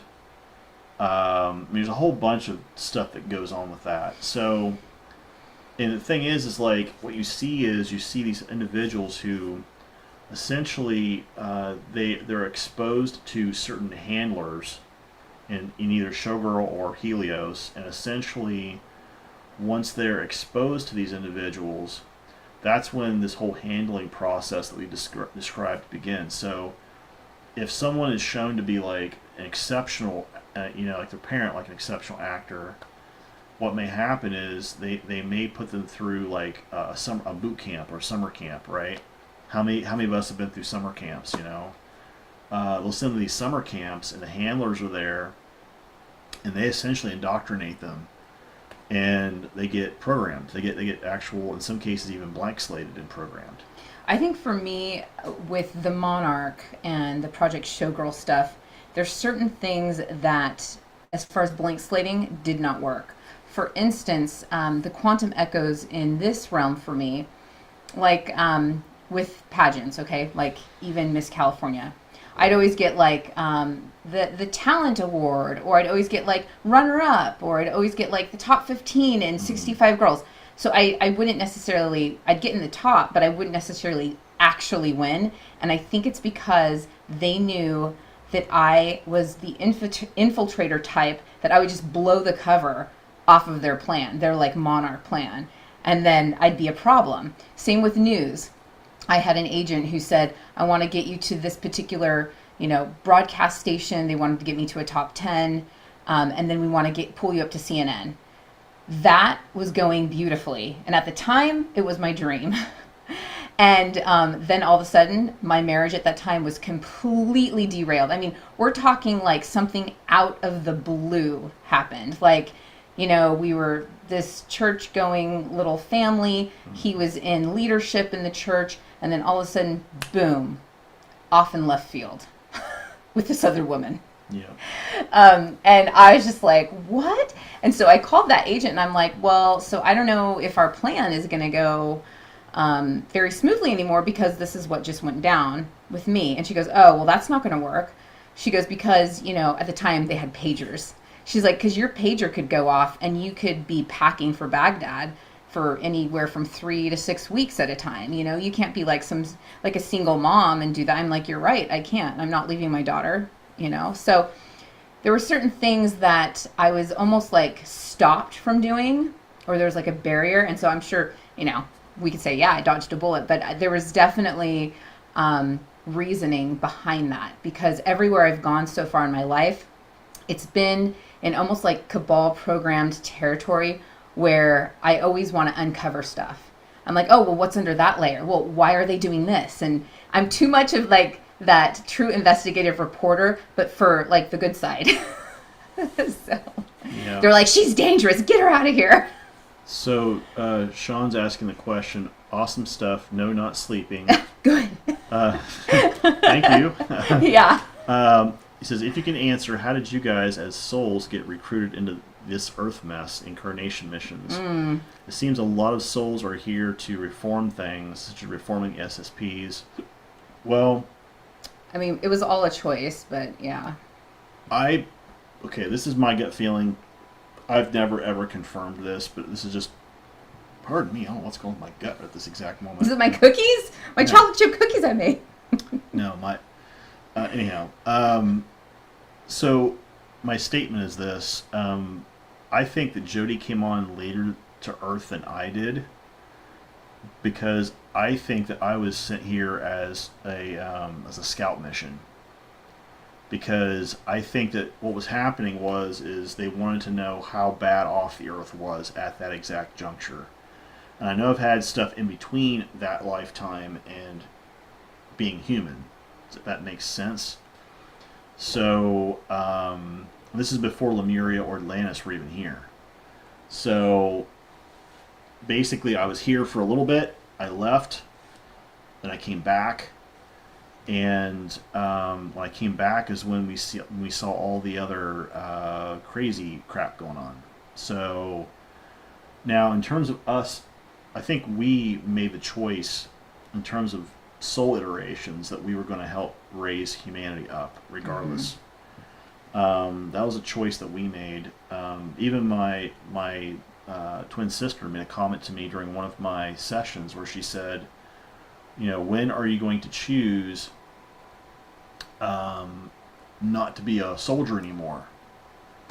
And I said, when I choose to either come home with my shield or die on it, which is kind of a very Spartan thing to say, but that's just the way I was at that point in my life. And I think what I've realized is that part of our experience here is not. I think part of my reason for being here is that we've also got to do the work on us. I think I've been a warrior in many different species, many different lifetimes, and part of what I have to do in this lifetime is to make sure that I am healed. I don't need to fight anymore. And that's a really, really hard thing to stop doing once you've been trained through every single iteration of your lifetimes to do. Part of my calling is to figure out how do I just stop fighting and submit to the will of God, So there's that aspect of this.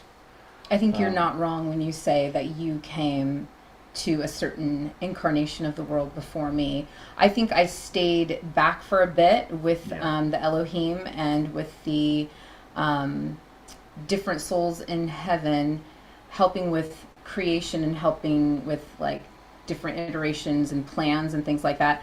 And I think for me, I was like, I'm not going down quite yet. I still need to do some things up here.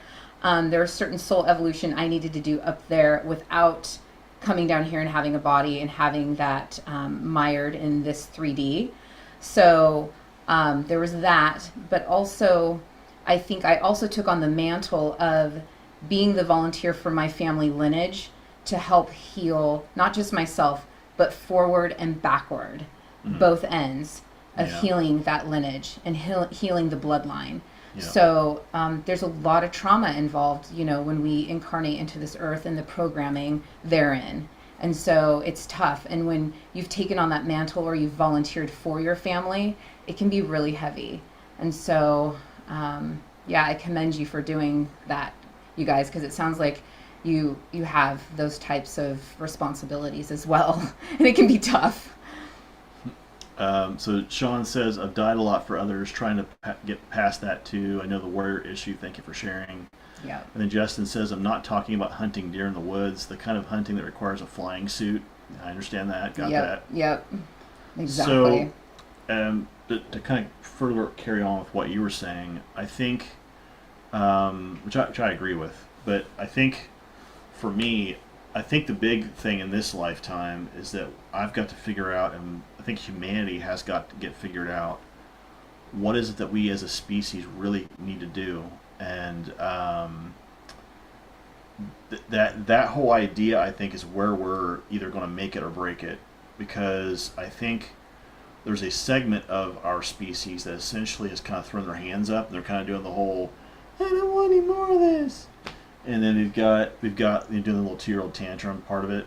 Then we've got a segment of our species who might be the same size, who are kind of like, like Jody and I, like, we're kind of like, F you, we're going to do this, and you're going to like it, and blah, And then you've got this middle group, kind of in the middle, that they're trying to figure out where they fit in those two camps. Because of duality, right? The idea of duality, and they're really trying to figure out where they fit in those two camps, where they fit. And I see it as a spectrum, but I see it becoming more and more segmented. Mm-hmm.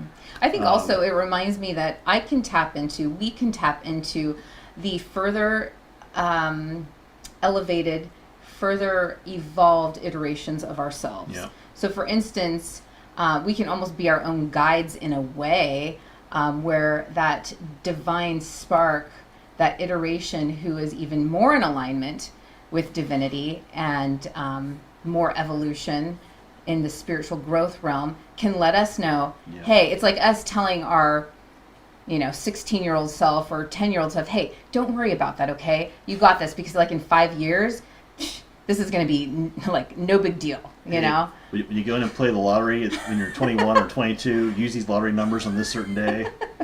Yeah. Well, there's that then. Right. So the point is that I think that humanity is in that space where we've got to figure out what our choices are. I think the four of us have all made our choices around trying to help humanity. I think we get frustrated with humanity as well, including ourselves. Because I think sometimes at least for me, I don't progress as fast as I want to, or I'm like, dang it, I did that again. Or maybe we look around and we're like, wow, did they really just say that again? Or why'd they have to do that?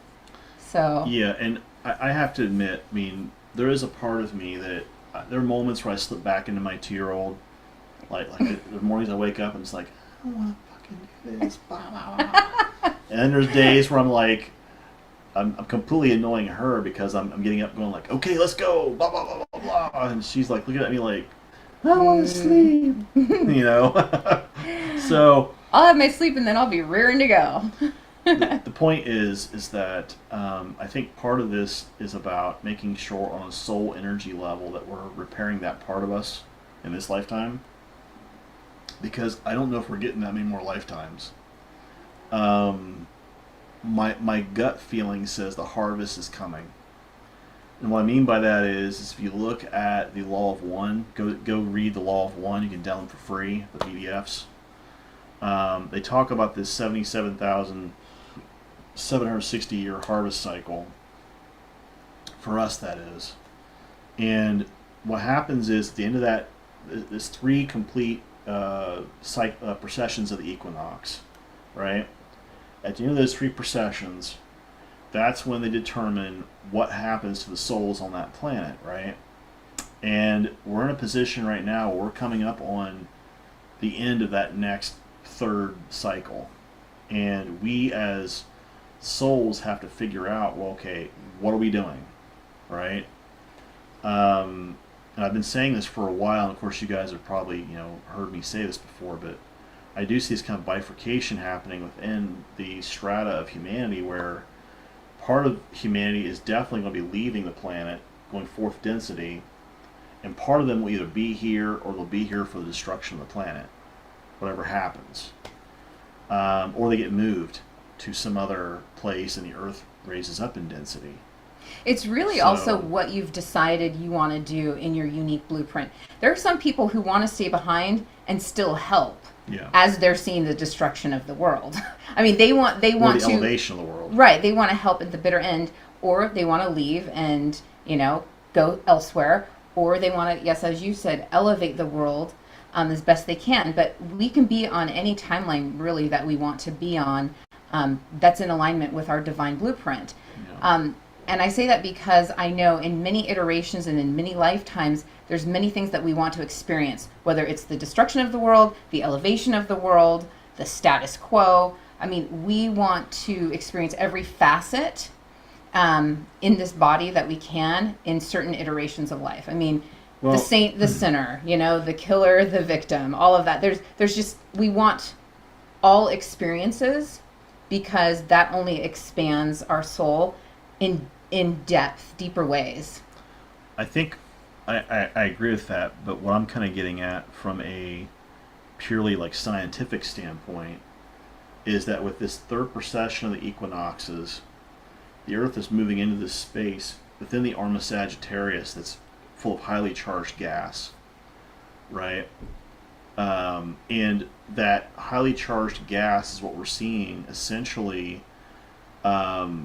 create change within our solar system. You're seeing planets literally heating up. You look at like Jupiter, Saturn, Neptune, Uranus, they're all showing auroras and halos around their polar caps, right? Because they're getting hit with more charged particles, more highly charged gas. And it's just getting hotter because of that. Secondly, and more importantly, because of that elevation in gas, essentially what we're seeing is that energy, the resident, what's what I want to say here, the average density, energy density that we were in is lower compared to where we are now because of all this extra gas that's in the area. So as you see this change in energy occur, it's only helping facilitate the ascension of the planet. And whether people like it or not, the planet's going to move up to fourth density. It's just when. Now, I've said this before, and I will say this again. The timeline that we're kind of careening into, is kind of careening in with us, is also fourth density. In their timeline, that particular Nazi faction, the Nazis, the German faction, won World War II. They've got a lot of technology, and ETs are well known out there. The problem is that the world is not the way we see it today. Now, the question happens is when these two timelines collapse on each other, who survives, right? And that's one part of this. The second part is what happens, what state are we in? Are we in third density or fourth density when that merge occurs, right? If we're in fourth density as a species and a planet, then that timeline becomes way more manageable because we've already kicked the Draco off our planet probably by that point. The Zeta Reticulans and these Nordics are already kicked off the planet by that point. The question becomes what happens when this other timeline merges and we kick them out too, right? And I think we also need to stop thinking in a linear way, though, as far as like, okay, we're in 3D now and we can, elevate to 4D. I think there's a 3D iteration and a 4D iteration at the same time going on. So Sure. just like that movie Another Earth, there was another Earth where the same person was on that Earth too, and then she actually had a rendezvous with that iteration of her. So it was very interesting. So that really speaks to like parallel lives and stuff like that. Yeah. So it just kind of speaks to, do we want to merge with that iteration of ourselves that already exists, or how do we want to go about that? Well, and what I'm getting at is if you look at like what we're seeing, for example, with the Schumann resonance, okay? The Schumann resonance has been bouncing all over the place. What that tells us is that the resonant frequency at which the Earth resonates is also bouncing all over the place. It's not stable, and it is moving higher on average. That's part of the ascension process. Because aboard ship, we would actually use these harmonic generators that would actually generate the Schumann resonance aboard ship, so that people thought they could, because it would help with their circadian rhythms and sleeping and all kinds of stuff. The other thing that will happen, is when that Schumann resonance shifts, to go higher, that's when people essentially have to make this decision: am I service to other, service to self? And people who choose service to self are going to be capped at fourth density unless they make other choices.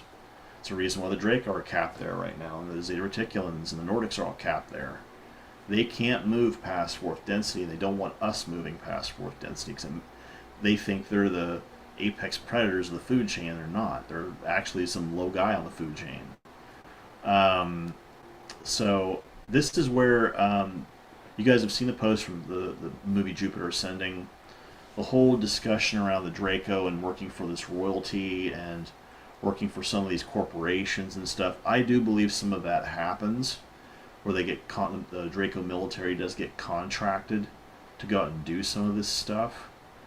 I know that as Nakwa from Rajir, we got contracted to do certain jobs that were corporate related to certain planets and all of that.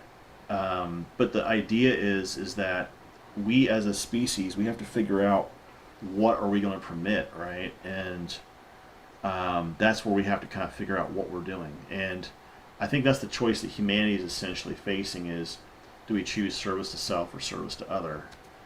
Those of us who are doing service to other, as Jody and I are doing, we are moving more toward the fourth density light side, and we're going to keep ascending that way, I think. So I think there's so much opportunity, really. I mean, yes, there's chaos going on, and yes, there's some crazy evil, but at the same time, at the other end of the spectrum, there's also the most amazing souls here too. So I just think really we can resonate where we want to. Yeah. So yeah, thank you guys so much for being here. All your comments are amazing, and so appreciate you guys. I know I see Sean's comment saying I had some big arguments with Gaia over certain things. Yeah, I'm not counting on being around much longer, trying to do my best with what's in what I'm handed and prep for departure. Yeah, I think a lot of people are feeling that way. Absolutely. Yeah. I think a lot of people at this juncture are like, okay, enough is enough. I'm kind of over it. Yeah.